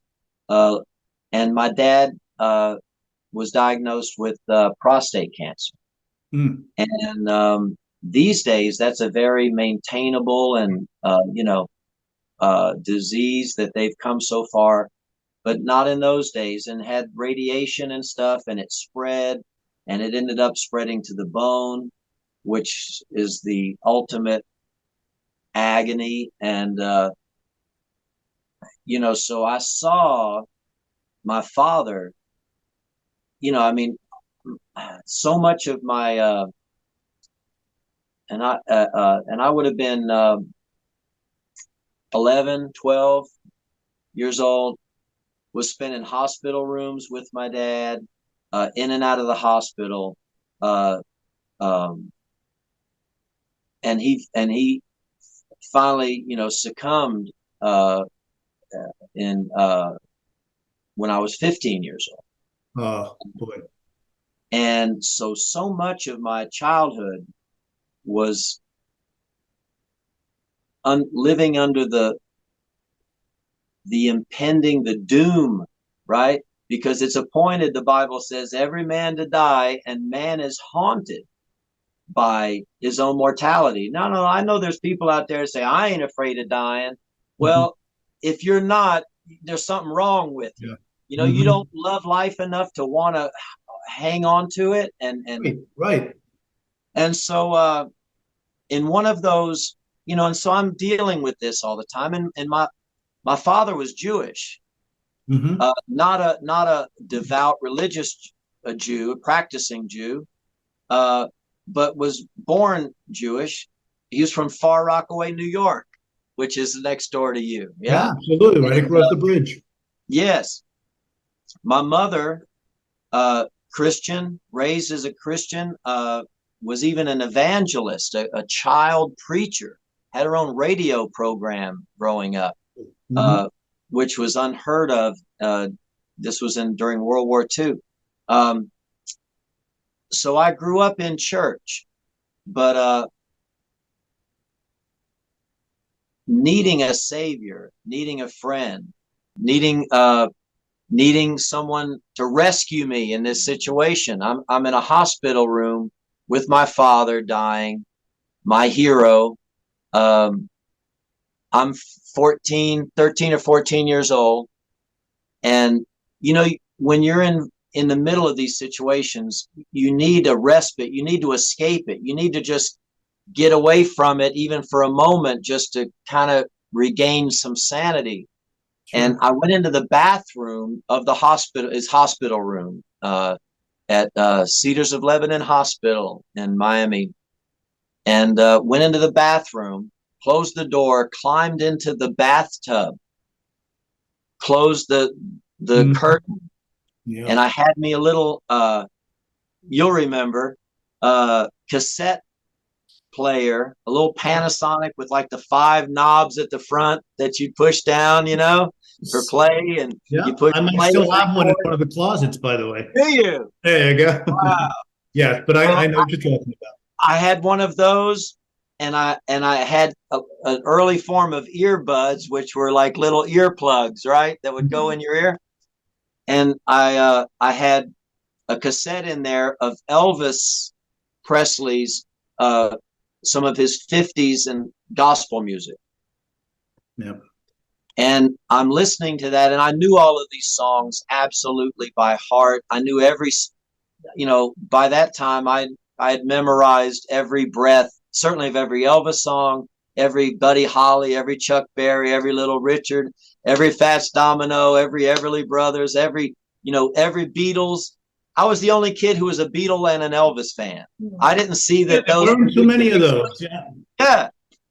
But this time was different. I really, in my spiritually connected to the lyrics of the songs, and cried out just for Jesus to come save me, and maybe not heal me or my father, but because he doesn't promise to do that, but he promises to always make a way for us through trouble. He promised to always be there with us and to never, ever forsake us, even to the end of the world. And that's what I mean. 13, 14 years old we're talking about. Yes, sir. I would have been about 13. Yeah. And it was that trip to the hospital, that stay in the hospital where my dad was so bad and the doctors had ruled out any possibility of him going home, right? He's not going to make it. And I know my dad's best friend, that I always called my Uncle Charlie, that you may remember from the book. I remember him taking me downstairs in the hospital because I was telling everybody, no, he's coming home. Yeah. You know, we're going to get out of here. And, you know, I was positive. I was as sure of that as I was sure that the sun's going to come up tomorrow. And I was telling my mother and, you know, whoever that was what's going to happen. And they knew that it wasn't going to happen. And my Uncle Charlie, I remember, took me downstairs and was well-meaning and just trying to prepare me that no, that's not going to happen this time. Your dad is just, they don't. And I didn't get upset at him telling me that because I just knew he was wrong. Right. Mm-hmm. Yeah. And my dad went home and everybody was like, wow, it's a miracle. Mm-hmm. But that probably would have been a couple of years before he finally passed. And, so, if you want something to grow in your garden, if you or Sue have a little garden, Mm-hmm. you want to plant some tomatoes or something good to come out of it, you got to go beat that ground up. You've got to till that soil. You've got to tear it up and just violently tear it up to get something to grow. And Get life.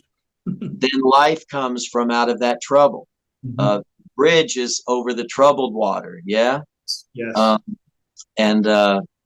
So that's how I came to know the Lord, and He's been with me ever since. Although I've not always been with Him. When I went away to college, and man, I ran wild for many years before I came home like the prodigal son. Mm-hmm. And just like in the story of the prodigal son, when he comes home and is coming home to his father and he's repentant and contrite and sorry, the father comes running out to greet him. Yeah. And that's the God that we serve, that will never ever leave us. Very beautifully told. Beth, how about yourself?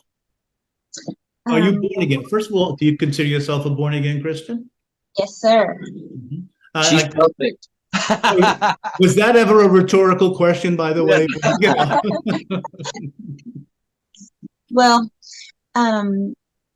you must be born again, the Bible says, and what that means is, yes, you've please. got to be changed, right? Mm-hmm. If you just, because a lot of people give lip service, and I would have told you at age 11, I'm a born again Christian, right? But I mean, if there's no fruit, if I'm a tree that doesn't have any fruit that shows that I'm a fruit bearing, that I'm an apple tree or an orange tree, the proof is in the pudding, and the best proof of somebody truly being saved or born again is a changed life, a new creature. The old has passed away, and we're new in Christ. And Mm-hmm. you can't help but show it when He's in your heart. So I was born on a Wednesday. I was dedicated to the church the next Sunday. I was always in church. Oh boy. Mm-hmm. My grandparents always sang gospel songs together, and I grew up knowing all the Bible stories from the time I was little. It's all you've ever known. Yeah, pretty much. Mm-hmm. Pretty much. And we didn't have any thing really bad. I'm from such a small little town. There were no alcoholics in the family, for instance. It was just good country people, pretty much, and great singers. I just should interject when she says they're singing. She comes from a family of incredible professional singers. I mean, really, really good musicians. Mm-hmm. And my parents divorced. I remember the first time the Lord really came to me, I was 7 years old, and my parents were getting a divorce. We were just told about it. And my mom said, we're going to go stay with, we called my grandmother Meemaw. She said, we're going to go stay with Meemaw for a while. I said, okay, is Daddy coming? And she said, no. And I thought my heart would break because I was such Daddy's girl. I can't leave my dad. And Beth is 7 and her brother is 8 years old. Yeah, at the time. So we were driving to my grandmother's house, and I was just so upset. And I'm telling you, I felt the hand of the Lord touch me on the back of the neck. And He said, I'm with you. It's going to be okay. I just felt that in my spirit, that He was there and He was touching me and comforting me. And the divorce never bothered me after that. There was such a peace that came with that. So I knew he was with me then. And so they did divorce. My Meemaw made sure that I still went to church every Sunday, Sunday night, Wednesday night, all through my youth. And she had this big blue Buick, and she would pull up in front of the house and honk the horn, and I would come a running, and we'd go to church. And so at some point, I was standing beside her during an altar call, and the Holy Spirit was really calling me. And she looked over and she recognized it. And I was such a shy little girl, but she was this big, boisterous, you knew she was in the room kind of person. But she looked over at me, and I was holding on to the pew with the white knuckles that you hear people talking about. Right. She said, honey, is the Holy Spirit calling you? You run to Jesus. And I let go. She did. And I mean, it just set me free. And I definitely accepted the Lord Jesus as my Savior. And I know that I got saved. I know that it was real. And He's always been with me. And I too am a prodigal child. You know what's right, but you want to try your own thing. I can do all these other things too. And when I finally got right with God, I would say I was probably 31 years old. Charlie and I were married. We already had our little boys. He was maybe 18 months old when Samuel was born. And Meemaw said, you promised me you'll raise them babies in church. And I said, I will. And so because we weren't in church. We just weren't going. Yeah. We loved God. We believed in God, but we just weren't in the Word every day. And you really need it to stay on track. And we were just, our lifestyle was very, worldly. And, you know what I mean? We were just, running wild, I was going to say running amok, but yeah, pretty much. We were amok. We were wildly amok. Couple of amucks. A couple of mucks. When it's Southern for schmuck. It's just we cut off. It's all kind of. We're a couple of mucks. So funny. Anyways, so we were invited to a church after we moved here, and the boys were tiny. And I'm going back into church because I promised my grandmother I'd raise my children in church, and I knew that they needed that. I knew that would be best for them, for just moral standards, if nothing else.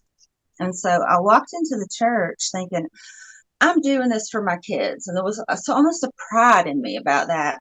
And I walked in, and the Holy Spirit spoke to me and said, I've been waiting on you all this time.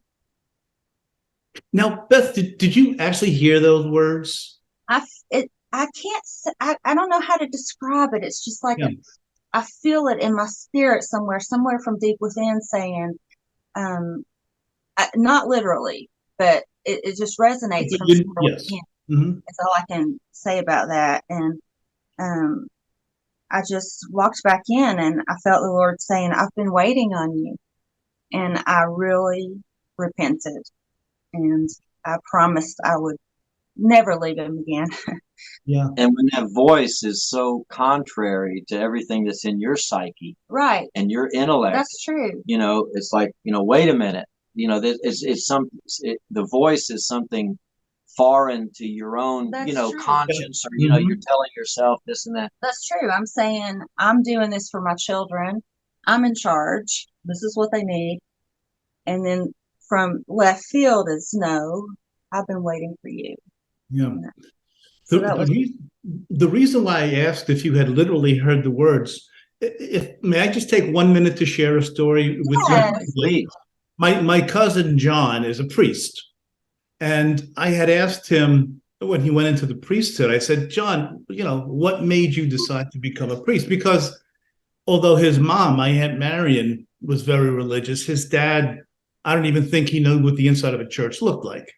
Mm-hmm. Wonderful, lovely man, but he was not a religious man. So I was a little surprised. So I said to John, when did you decide to become a priest? He said, I was lying in my bed, and a voice said, spread my word. Those three words. Spread my word. Spread my word. And I said, did you actually hear those words, or was it just a feeling you had? He said, no, I thought someone was at my door saying wow. he actually heard the words, Audible. spread Wow. my word. Audibly, he heard spread my word. And he said he never doubted it from then.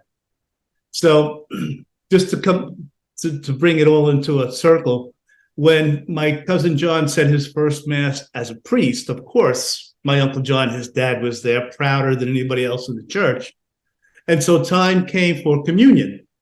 And my uncle, I don't know if he ever received communion in his life, but my cousin John, the priest now, Father John Ranieri, said, you know, we're not going to spread the word of Christ, drink his blood. And he said, and Dad, get up here. And sure enough, my uncle went up and he received communion. And ever since then, he received communion. So that's my religious story. Yay. Right. And so you guys are Italian family, huh? On my mother's side, on my mother's side and my dad's side, Ludwig, we're German. You know. Okay. But I put the things away, the armbands away. Oh yeah. The German. Okay. Yeah, man. I sing a song in German sometimes.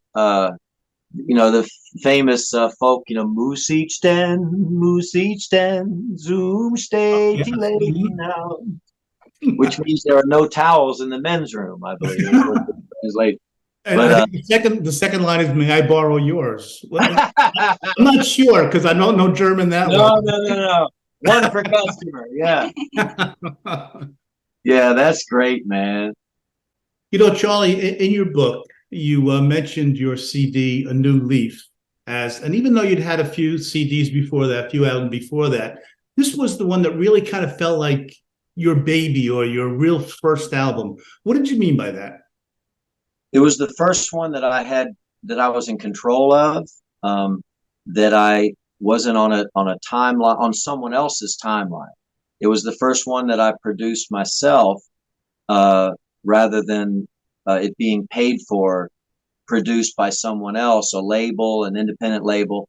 And you have 12 hours, you know, we need 10 songs in 12 hours, and we're going to mix it tomorrow and master it the next day. And so it was the first one that I could actually take my time with and do it, and be in control of saying it was done when I said it was done and ready. You know what I mean? When it was good enough when I said it was good enough. And it was the first record that I'm proud of. I think it's the first album of mine. And it was my third. That when I listened to my first couple albums, of course, after recording it in one day, coming back maybe for overdubs the next day, sleeping 2 hours and mixing it, and you know, and it's out, and you listen to it and you say, oh no, I wish I had done this or that, or had not done this or that, but it's too late. A New Leaf was the first time that I had the opportunity to just, you know, dig my spurs in and say, you know, doing it right. And if it takes a week or a month or a year, so be it. And it was the first album that I had that when I would listen to it, I wouldn't just cringe at, you know, mistakes and things. I would imagine too that although you have so much more freedom producing it yourself, but like you said, it must have also been a little bit of a pain in the backside sometimes, because it's all on you. Yeah. But you prefer it that way, I would assume. You know, and not to be like a control freak, and not to be also, the best way to record a band is if the band is really tight. They've been on the road for a year. They come off the road for a week. Get them in the studio, put mics around everywhere, and let them go. And that's the way to record. That's what a great, you know, at least in rock and roll music and blues music and soul music, but bluegrass, yeah. At that time, I was the gig that I write about in chapter 1 of my book, the lucrative gig that I lost, that was the gig that allowed me the financial freedom Okay. to do all Yes, I remember reading it. to Absolutely. make all those, because you've got champagne tastes, but if you got a beer budget, Mhm. Nice. and so and the album turned out really good. It was the first one that got like, well, my other albums had international airplay, but from terrestrial radio. New Leaf was on rotation on Sirius for years. That's the Yeah, big. on Bluesville, Yeah. and they spun it. I mean, years after it was, not a contemporary release or a new release. And on Bluesville, at least back then, they were playing no independent artists. Yeah. Now, I guess if you look at the playlist, it's almost all independent artists, and that's a good thing. Yes. Yes. But in Sure. those days, I mean, they played. Okay, there's John Lee Hooker, Muddy Waters. There's Otis Rush. There's Jimmy Reed. There's Lightnin Charlie. Then Something. Yeah. Something like that. yeah, I was like, what? And so that But was Charlie, you belong there. well, that's very kind of You do. You do. And to you, it may have sounded foreign, but you Gee fit whiz. right in there. You fit right in My there. heroes. And my goal is always to not sound like if I'll play a song of mine, like when we're mixing, I'll play something maybe in the same genre or vein of some iconic Hall of Fame artist. If I'm doing I think you're gonna play a song of mine, Lorraine, that's a Yes. straight Little Richard, Mhm. send up. I've got a Little Richard greatest hits right over there off camera. I want to listen to what it sounds like before and after Richard. I Mhm. don't want it to sound like it's fallen off the table. And so, I've always set my sights, the bar so high, and I'm never going to hit Little Richard. I'm never going to hit Muddy or the great, but when you set your Oh, sights, says you. You're being humble. yes, no, those guys are at a level that's absolutely unreachable. And I hear guys that are really, really good and are covering, for example, great, Solomon Burke. I was listening to a guy that had this record, he's covering Solomon Burke and Sam Cooke and Otis Redding and Wilson Pickett, and man, they're just nailing it. But to be those guys and to create that stuff, is just mind-boggling, the greatness of those guys and gals.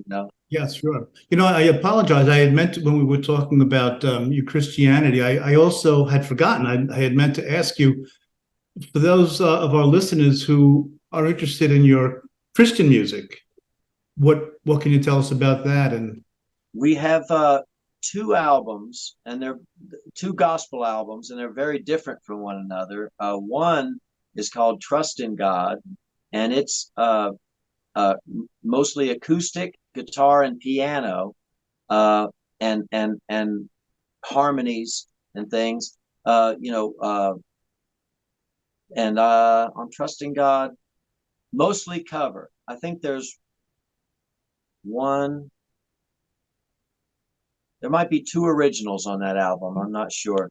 But then we have an album called Covenant that's a lot of original music, that's more band, almost all band, ensemble, electric band. That's a lot more. Trusting God is a lot more kind of country blues and like we've got a Hank Williams cover on it and different things. Covenant is funky and bluesy.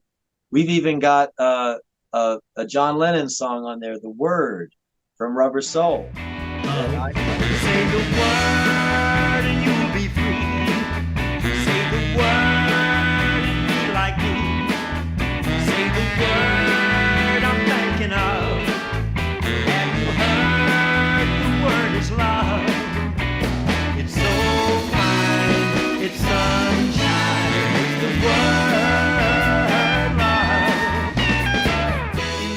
I covered as a, that sounds to me You know like that that gospel is has come. yes, that is a very Christian-like You song. read that could be in a hymnal in a Baptist Yes, church. yes, you're Just right. don't tell anybody who wrote it. Yeah, well, listen, Yeah, it's but I love it, and we tried because I love black music. Okay, and this is all coming from black music. Um, Guys like Ray Charles and Sam Cooke, who took the hymnal, their church hymnal, the songs in those hymnals, and just changed a few little words, didn't touch the music, and created soul music. Well, it was just gospel music that mhm, they turned from a spiritual love to a secular, a romantic love between a man and a woman. Songs like Got a woman? No. yeah, Ray Charles, I Got a Woman. I got a savior way over Jordan. I got a savior way over Jordan, save my soul. Oh perfect yeah, example. I got a Perfect example, savior. Beth. It's the same. Stand by Me by Benny King of the Drifters, Hmm? when the night has come and the land. That song is called Stand By Me, Father. It's in every hymnal in the 40s and 50s in black churches and across America. Sam Cooke, who was a celebrated gospel singer, Oh who yeah. his and so they took the black gospel songs and just secularized them lyrically. On Covenant, my goal was to take those soul kind of things and just take it back to the original Mhm. source of a love that will never die, a lover who will never let you down, the way earthly ones do. Mhm. Um, and so that was a really great record for us to make. The songs, I think, are wonderful. And the covers I really love because they're things that are kind of out of the box. I mean, I don't know many gospel albums with Lennon McCartney songs Yeah. on it, Yep. you know. And we And we so can yeah, find all of these products at your at lightnincharlie.com, correct? yep. And I'm glad to sign CDs for people if they like, or All they need to you do is know, request. That's fantastic. yeah. I look behind you and I see two of, I'm sure, your many guitars hanging up. Many, many. Capital many. Maybe one too many, Beth, or many. Well, this one has this sound, and I got to have this one because it sounds like this record. And I'm like, Well, okay, this is a Charlie said, perfect these are great segue. investments. We can pay for our kids' college education with these guitars, but we never sell any of them. That's the But you would have to, that's the stickler. she finally came around to that financial realization after about 30 guitars, that to realize that Wait a that minute. that appreciation and value, you've got to turn loose of one. Oh, you get it. No, in other words, when your children are paying for their college tuition, they can't just hand a guitar over. They need the actual money, I guess, We right? That's right. And our one son in college, thank you Jesus, is on a full ride academic scholarship. I Well, keep all my guitars. congratulations. Yes, Fantastic. he did it. And I was yeah, going I was going to ask you I'm a complete layperson. I don't play any musical instruments, but music is the love of my life. How about you, Beth? Do you play musical instruments? No, and I wish that I had patience, but I don't. If I can't play as well as I can hear it in my head by tomorrow, I just get too frustrated. Your voice is your instrument, right? that's true. Yeah, I guess so. And she has the ability, Beth, as a harmony singer, and she sings lead on some things as well. But in my life, like in an experience and working, I've never known of a background singer or a harmony singer, who is almost always the best singer on the stage. Mm-hmm. You know, uh, sing circles around the lead singer. Beth has this unique ability to make any style singer sound better. She sings with her grandparents who sing, like mountain bluegrass. She sings with her mother, who's a classically trained. She majored in music and sings a different style of ballads and things, and makes her sound great. She can sing with R&B singers. I've had guys in the band that she just has that ability to make anyone sound better. It's very, very, very unique. Beth, you said since you were 4 years old, you started in church. Was that about right? I've been in church since I was about 4 days old. That's right. That's right. You from Wednesday to Sunday. Exactly. She was born at a very early age. Right. Speaking of guitars, and like I said, I'm a layperson. I don't play any musical instruments. But how do you know, Charlie, when you pick up the right guitar? How do you know a good guitar from a bad guitar? I could never tell. It's all about and I don't want to oversimplify, but it's all about feel, and it's all subjective. I mean, what I might find to be a great guitar, you would pick up or another guitarist would pick up and hate it. It's guitars are organic. I mean, at the end of the day, it's wood and wire, and whether it's an acoustic instrument or an electric instrument, it's just got to feel good. It's like a relationship. Somebody might say, well, what's your type? Oh, well, I've got, he's got to be 6 feet or above and whatever, or no facial hair. But I mean, when you meet someone, it all comes down to how the person makes you feel. And with instruments, I'm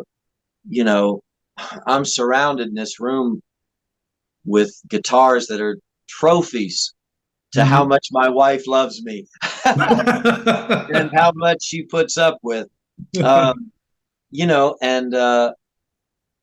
even, and we were kidding about, the financial, but being self-employed, at the end of the year, I get killed tax wise. I pay like 35% as an income tax. And at the end of the year, if I'm not putting out money into my business, at the end of the year, it's basically I can buy myself a nice guitar, or I can let the government buy a guitar for somebody with my money. And so we being selfish people, we just wanted the guitar for ourselves. And they really do. I've got so many nice. I have a lot of old guitars, the vintage guitars that are so valuable. I've got real nice old Gibsons and old Fender guitars and Strats and Tellys and as a friend of mine says, when you asked him how many guitars he has, he says not enough. Oh yeah, yeah.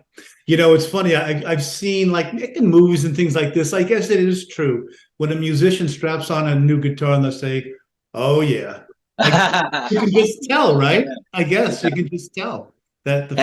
As an expression, I mean, a guitarist, that's the guitarist's voice, and that's where one guitar might suit one guy or gal, and it be horrible to another. It's a completely, when people, a lot of times, maybe a parent will ask me as a guitar player, well, you play guitar, my son or my grandson or my daughter is wanting to play. What would be a good guitar to, and I always tell them to get a guitar that's a good guitar, maybe a little more expensive, but it's going to be easier for them to play. The strings aren't going to be a mile off the neck. It's going to not prohibit them from practicing like a real poor instrument might. Yeah. And then if, a year from now they're not playing it, you can sell the guitar back to the music store Good. If it's a name brand, a good quality instrument, Very you good get half advice. your money back. If you buy one for $100, you don't get, you just, you got no resale in it or anything. So, You get what uh, you pay for. yeah, the better the instrument, I wanted to quote something from your book, Charlie. And you mentioned a few times the band and things like this in passing. Well, here's one of your quotes, and I love it. The key to being a good band leader is keeping the musicians who hate me away from those who are still undecided. Now, I know that's kind of facetious, but is it a tough dynamic to keep band members happy? Because you and Beth you're in the front, and it's You about say, you two. did you say bad members? BAND. The N is silent sometimes. It's again, like with relationships, Yeah. in a band, and that's why bands don't stay together. I mean, even successful ones, especially successful ones, you pour success onto it and money and all of that stuff, and it just goes then completely crazy. Mhm. It's a relationship where you're eating together, you're playing together, you're working together, you're sleeping together, you're traveling together, you go to bed together, you wake up together, and at no point were you in love with any of those other. I mean, look at how many marriages, what would like 75% of marriages end in divorce, Mhm. and you're supposedly in love with that person at one point, Right. Yeah. and it still doesn't always work. It's very difficult, and having played very few band shows since COVID, Yeah. I miss the there's things that just the music that you play with a band is completely different than the music that we play Mhm. with acoustic guitar and Yeah. piano. It's a totally different animal, Mhm. and I miss the just the feeling of just riding that magic carpet of the band, the rhythm section, just providing this beautiful bed for me to lie on and play and sing to. Yeah. Uh, but what goes along with that is a whole lot of trouble Baggage. and baggage, and you've got all these other people. They have lives, and they have egos, and they have quirks, and they have uh, they're just human beings too, and imperfect, and even in the best ensembles of as far as where my bandmates were not difficult in any way, were the most solid Yeah. people. It's still just it's so difficult to own and operate a traveling band, you Yeah. know. Yeah. uh It's funny you mentioned. I have I have a joke I want to tell you. I heard a comedian say you mentioned about being married and things like that, and when you just mentioned about it's almost like being married when you're in a band. But this comedian said he said, I'm not married, but I'm thinking of getting married. But then I heard the statistic that 50% of all marriages work out. Hey, That's a yeah, good one. So there you go. danger. Yeah, danger, Will Robinson. You got the chance of this succeeding and you living the rest of your life with this person. Hey, I think the two of you have many strengths with your musical abilities, but I think one of the things that really impresses me is the way you interpret other songs, and I don't know if enough credit is given to performers like yourselves. You're really taking a chance to cover a well-known song. Yeah. And again, only one of them that stands out. So many stand out, but what I'm going to talk about is from your songbook CD. I do a Beatles Hour show here also, and your cover of "While My Guitar Gently Weeps." Oh boy, it just blew me away. Aw. It was Fantastic. What can you tell us about the songbook CD? As a matter of fact, talk about doing great Songbook covers. was an effort of ours to do a cover album and it's all cover songs except for one song that we wrote for our daughter Lily, Mhm. of some of just my heroes, and some of just songs that I always dug. Um, and so there's stuff on there, and Elvis, there's a Buddy Holly, there's Everly Brothers, there's Beatles, and James Taylor, Kenny Rogers. yeah, and it's While My Guitar Gently Weeps, as you know, on the White Album, and rare that a non-Beatle, Eric Clapton, was Yeah. is playing guitar on it, and I heard, I think on the internet or YouTube or something, the Beatles were all writing separately by 67, 68. Yeah, yeah, yeah, sure. And poor George, who was always, the odd guy out songwriter, we'd give him one or two songs, and he's got such a huge catalog of great songs, as evidenced by when they break up, he puts out All Things Must Pass. It's 3 albums, right? Wow. Yep. He was holding on. Yeah. Masterpiece, a masterpiece. Yes. And but you're in a band with Lennon and McCartney, right? So it's You're the little kid. You're the young kid. Yeah.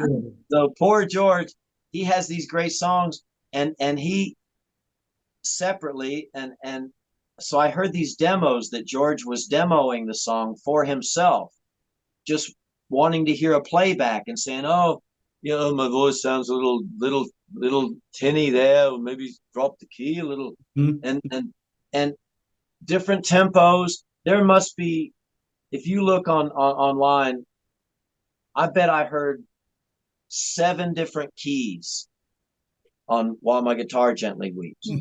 And I heard one, and I'm like, what it, and he was just, and it's just him just demoing it, just playing acoustic guitar and singing. But he had one version that really jumped out at me, because I was just listening as a fan. I'm not saying I'm wanting to, cover While My Guitar Gently. And he had one, and he's playing in F sharp minor, which, I mean, it's miles away from where they recorded it in an A minor, and and it had this dark, More of a haunting quality to it, and then he comes out with that line about watching the play you are staging. Oh, I loved that you included that version, that line, Charlie. But I wanted to point that out. With the Beatles, with what's going on there, I look from the wings at the play you are staging, while my guitar gently weeps, as I'm sitting here doing nothing but aging. Still my guitar gently weeps.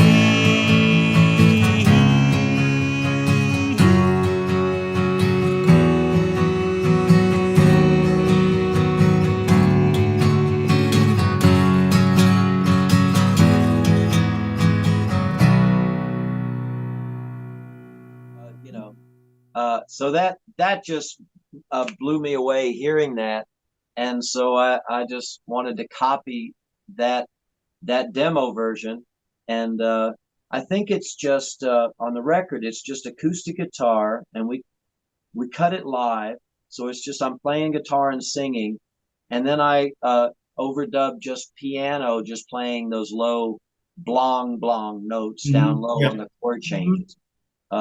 Came out really nice. Brilliant Beautiful song. Brilliant. I mean, the material. But you see, that's the point I was making before. A musician like yourself and Beth, you have the guts to take on a song like that, and you really did a brilliant job, both of you, on it. It's just, well, thank you. Just I'm a Beatles guy. Thank you. And you have 2 kind of ways you can go to cover a song. you can say, I want to cover it just like the original, right? And there's that.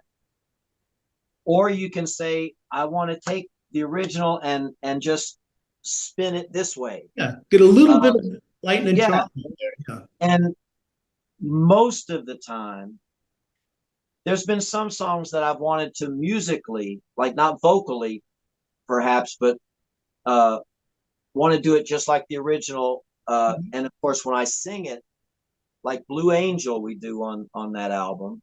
Mm-hmm. I wanted the strings and everything to be as much like the original. You know, the strings, for example, our arrangement of the guitars and stuff is different. But of course, knowing that when I sing it, I'm not going to sound like Roy Orbison. Mm-hmm. But on some songs, you really want to take a left turn because, I mean, are you really? Are you think that that's going to be better now than the version Yeah. that was done by Aretha Franklin or or Jackie Wilson or somebody? Now, the Beatles medley on that songbook record, Yes. which like an 11-minute Beatles medley, we were trying to cover those as an homage, and that was just a collection of demos that we had done, just acoustic guitar, demoing it to see what would that sound like for us to do live in our show. Well, And we took just a verse or two, or verse or chorus, and put them all together into that medley. and it works because the medley is really a very cool medley, and that's for me what made it work. Yeah, man, and you know, it's on those we're wanting to sing it like the Beatles, and it's not, and on there's no band on any of those. It's just acoustic guitar and maybe an organ or electric guitar or something. But we're wanting it to sound like the Beatles because this is our homage to the Beatles. And what made it cool for me is that you really don't hear the Beatles doing medleys of their songs. Right, right. You know what I They mean? didn't never, yeah. It works so great. Which is, and I guess if they had continued to perform live, guys like that have hits, Oh, man. you know, that you can't do all of them. So how do you get all of our hits? Well, we do a medley. You just go run right down it like. But that worked great. It worked great. Yeah. Well, I love, you know, and they are the pinnacle still to me of a rock and roll band and songwriters that just, and none of them are maybe the virtuosos on their particular instruments. Absolutely. But They're it not. doesn't, but they as an ensemble, they're just untoppable. Mm-hmm. You know, you can't and the genius hooks and things, the little hooks that George would come up with for like, and I love her when he's what, 18 years old or something. Mm-hmm. You know, I mean, Ringo's drum fills are pretty unique. Oh, yeah. nobody better. And you know, Paul famously, I think, said, right, they asked if Ringo was the greatest drummer in rock and roll, and he said that he's not even the greatest drummer in the Beatles.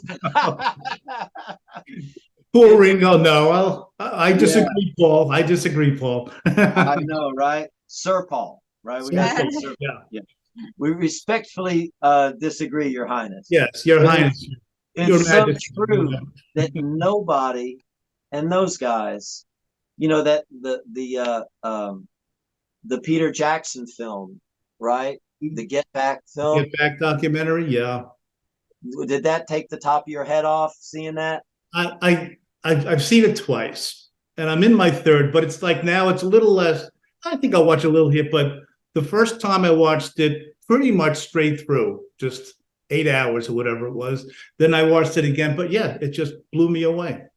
So much of it that that ran contrary to, and I remember seeing Let It Be, the movie, as a kid with the rooftop concert and stuff.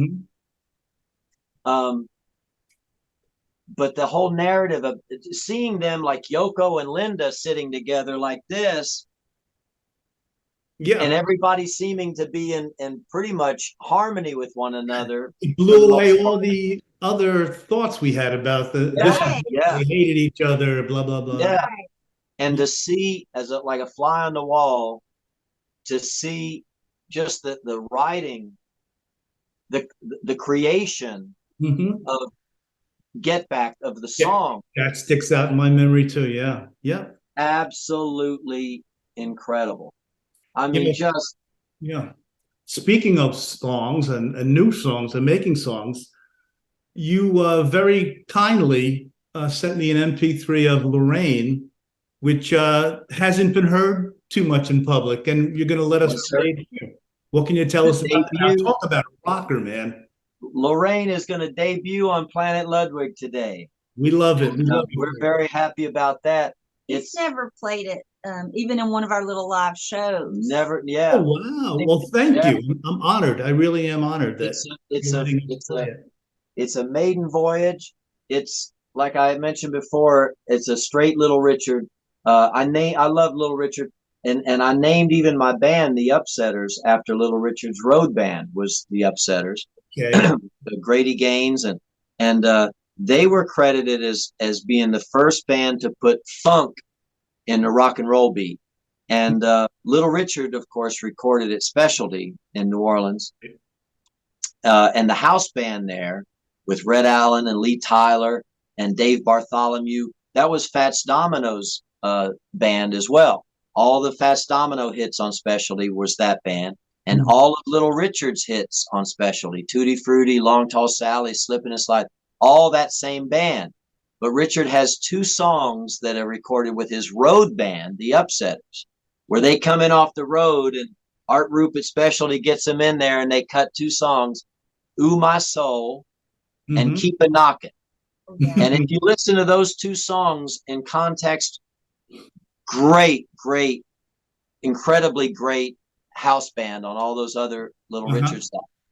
But you hear a difference in Ooh My Soul and Keep a Knockin'. Those Upsetters sounds like a Mack truck with the brakes out going down a mountain. It's just out of control, energy and greatness.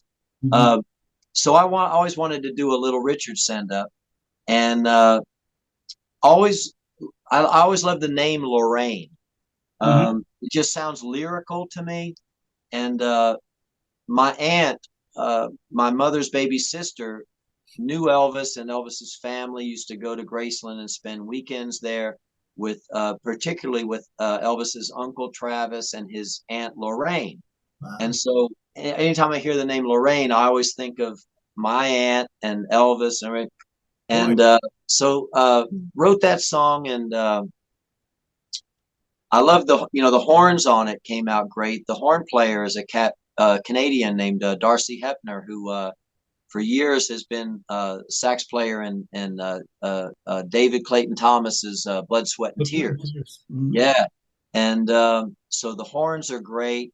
I got to play some cool rock and roll guitar, and just sing a straight. It's juxtaposed certainly against American Eulogy, which is all these big, deep, dark topics and things. Lorraine is just a love song about a couple of kids in Mississippi, loving each other, and it's a throwback to those 50s rock and roll songs that I love so much.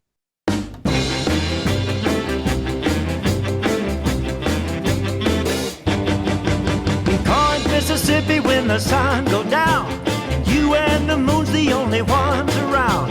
The breeze begins to blow and the trees they sway away my mind, and my body gets carried away. Lorraine, ooh, I'm insane. Lorraine, let's get stuck together like a stamp to a letter. Lorraine, as soon as I get off of work, I'm coming to you and telling you them things that I'm aiming to do. I'll ask your daddy if you'll let me make his daughter my wife. I love you like the Dickens for the rest of my life. Lorraine, ooh, I'm insane for Lorraine. I'm science here delivered, you make my liver quiver. Lorraine,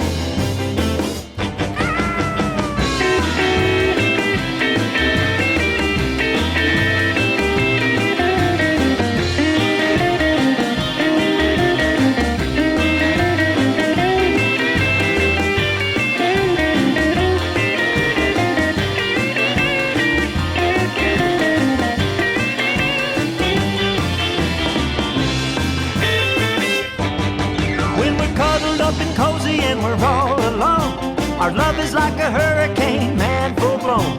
I can't describe the depth or height of what I feel, but it'll last forever cause the feeling's real deal. But baby, believe me, my aim is true. I can't even sleep tonight for thinking of you and how I'll have you, hold you, for better or worse. But if you won't say you love me, then I'm gonna need a hearse, Lorraine. Ooh, I'm insane. Yeah, for Lorraine. I love you like crazy, like grits and gravy, Lorraine. Ooh, I'm insane. Ooh, for Lorraine. Lorraine. For Lorraine. Ooh, I'm insane. It's you, Lorraine.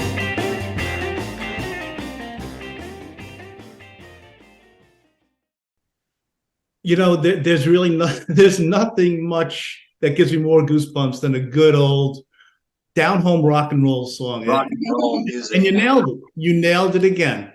Rock and roll Congratulations will on never such a die. great song, Charlie. Yeah, we love it. We like the way that one came out too. We're just proud of it. These songs are our babies, and you never know what's going to work and what's not going to work, what's going to sound good, what's not going to, but as we're mixing all these songs, and like that, Lorraine has not been mastered yet. It'll even sound better on the album. You don't know. That's hard to believe. It can sound better than that, but It's going to be, that's just the mix. But hearing these songs over and over and over again in the mixing process and in the creation process, kind of what my gauge is, if I don't get sick to my stomach when I hear it come on, it must be at least okay, because I'm not like it's not horrific for me to hear it. So after hearing it a million times, So it's nice to know that your rule of thumb is not vomiting. That's yes. rule of thumb. Okay. We set the bar high here. Words to live by, John. If you don't puke, do it. Well, listen, before I say goodbye to you two, I want to make a special thank you to our mutual friend, Mike D'Urso, who set this whole interview up for me. And Mike, you're the man also. We love you, Mike. Yes. Amen to that. We love you, Mike. Mike came out of retirement to help us with this new album. And he was happily retired. Left New York City, retired down south, here in a little town called. Just when he thought he was out, Charlie pulled him back in. And someday he's going to ask me for a favor. I don't know that I'm going to come out of retirement for Mike, but maybe just kiss his ring next time. Yes, exactly. The day of my daughter's wedding, you want to come? So yeah, he's beautiful, and he brings a network of people, yourself included, that have been a joy for us and a blessing, and been such a help to us. Just the emotional support that he gives too. He comes to almost every gig. He's the biggest cheerleader. He's just amazing. Yeah. And he's provided me with other guests, like yourselves. And he's just been for years. He's been a great guy to me. So I just wanted to thank you, Mike. Yeah. He and his wife, Joanne, are our newest, bestest buddies. And we love them. Good. I thought a nice way for us to kind of bring this all to a close was to quote Beth from the book. And it really says a lot. And I'd like you, Beth and Charlie, too, to kind of elaborate. Here's what you said, Beth. The heart, the largest muscle in the human body. Beautiful. Care to elaborate? Well, my day job is physical therapy.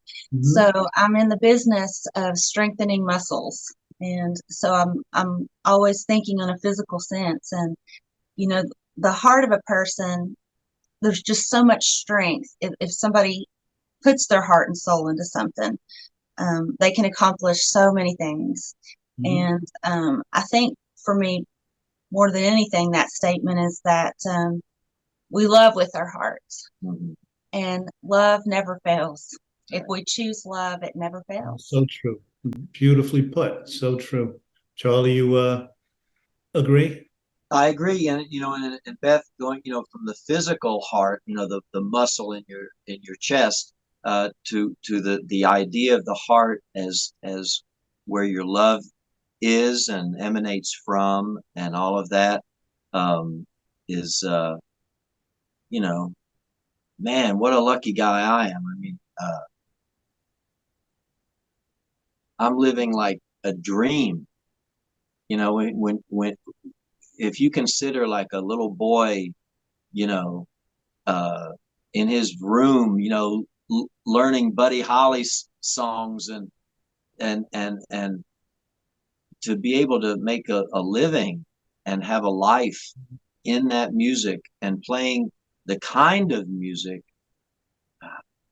I mean, I've not achieved any kind of huge commercial success. I'm not signed to a major label, but I also don't have to answer to any of those people that would be Very. telling me, anything to do with my music. Um, and I mean, it's just been a wonderful life for me, and a dream, literally like my heart's desire. Uh, you know, um, Never dreamt of being a musician in that sense, though. Mhm. Uh, Never aspired or thought it was even a possibility, in the realm of possibility, to perform music in front of people. That was never my thing growing up.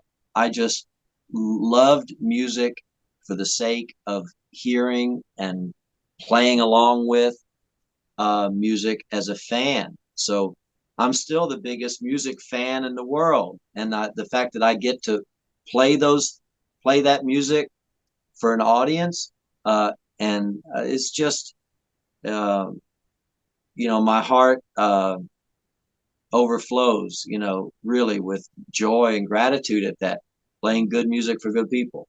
Um, in the physical sense, of course, I went to the doctor last week, have him check my heart, and put me through the labs, the clinicals, the stress.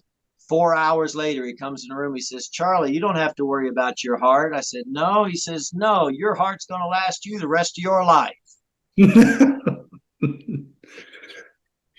You can pay Jessica on the way out. You know what I mean? Well, I need a new doctor." I know of this guy. The doctor told him he had 2 months to live. He said, I can't pay the bills. He goes, so he gave him another 2 months. Oh, you get another. Okay, you're right. No, but seriously, folks. Installment plan. Exactly. I think we got the same doctor. Vinny Boombots. Dr. Vinny Gumbats, I tell you, Vinny it's tough to Boombots. work it out. Yeah. Well, listen, both of you, on whatever level this is, I want to let you know that I love both of you for your music that you've given us, and for the time you've given me here, and for all the love you've just spread over this time we've had together. And I certainly hope this is not the last time we speak, and I look forward to the next time. We've got a new brother, Yeah. and your Great. heart music, Steve, is on your sleeve, and has been for so long. And I mean, thank you for all you do to promote and preserve Pleasure. music, present. Yeah, I mean, because even the Bible says you get the gospel by hearing. I mean, we're not born with this. You got to hear it to know it. That's true. Yeah. If young people, and the hope that we have for young people too, is through hearing. And so thank you for what you do, and keep doing it, and God bless you and keep you, and just that we would have many happy returns with each other, man. Right back at both of you. Thank you so much, and I'm so glad I got the honor to speak with you guys. Aw, Best podcast ever. yeah. Thank You know it, absolutely, and thank you for being so patient with getting Ah, the we are home on planet Ludwig. podcast. Great. Thank you guys both. Beth, Charlie, you're the best. Thank you so Thank much. you, Steve. Okay, bye-bye. Bye.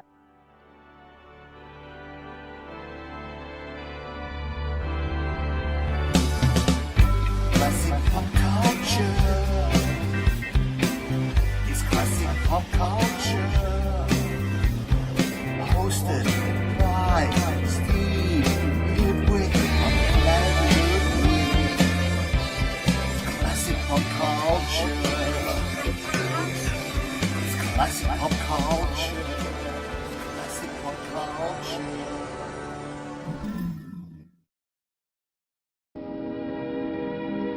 And now, folks, it's time to say goodnight. We sincerely appreciate your patronage and hope we've succeeded in bringing you an enjoyable evening of entertainment. Please drive home carefully and come back again soon. Good night.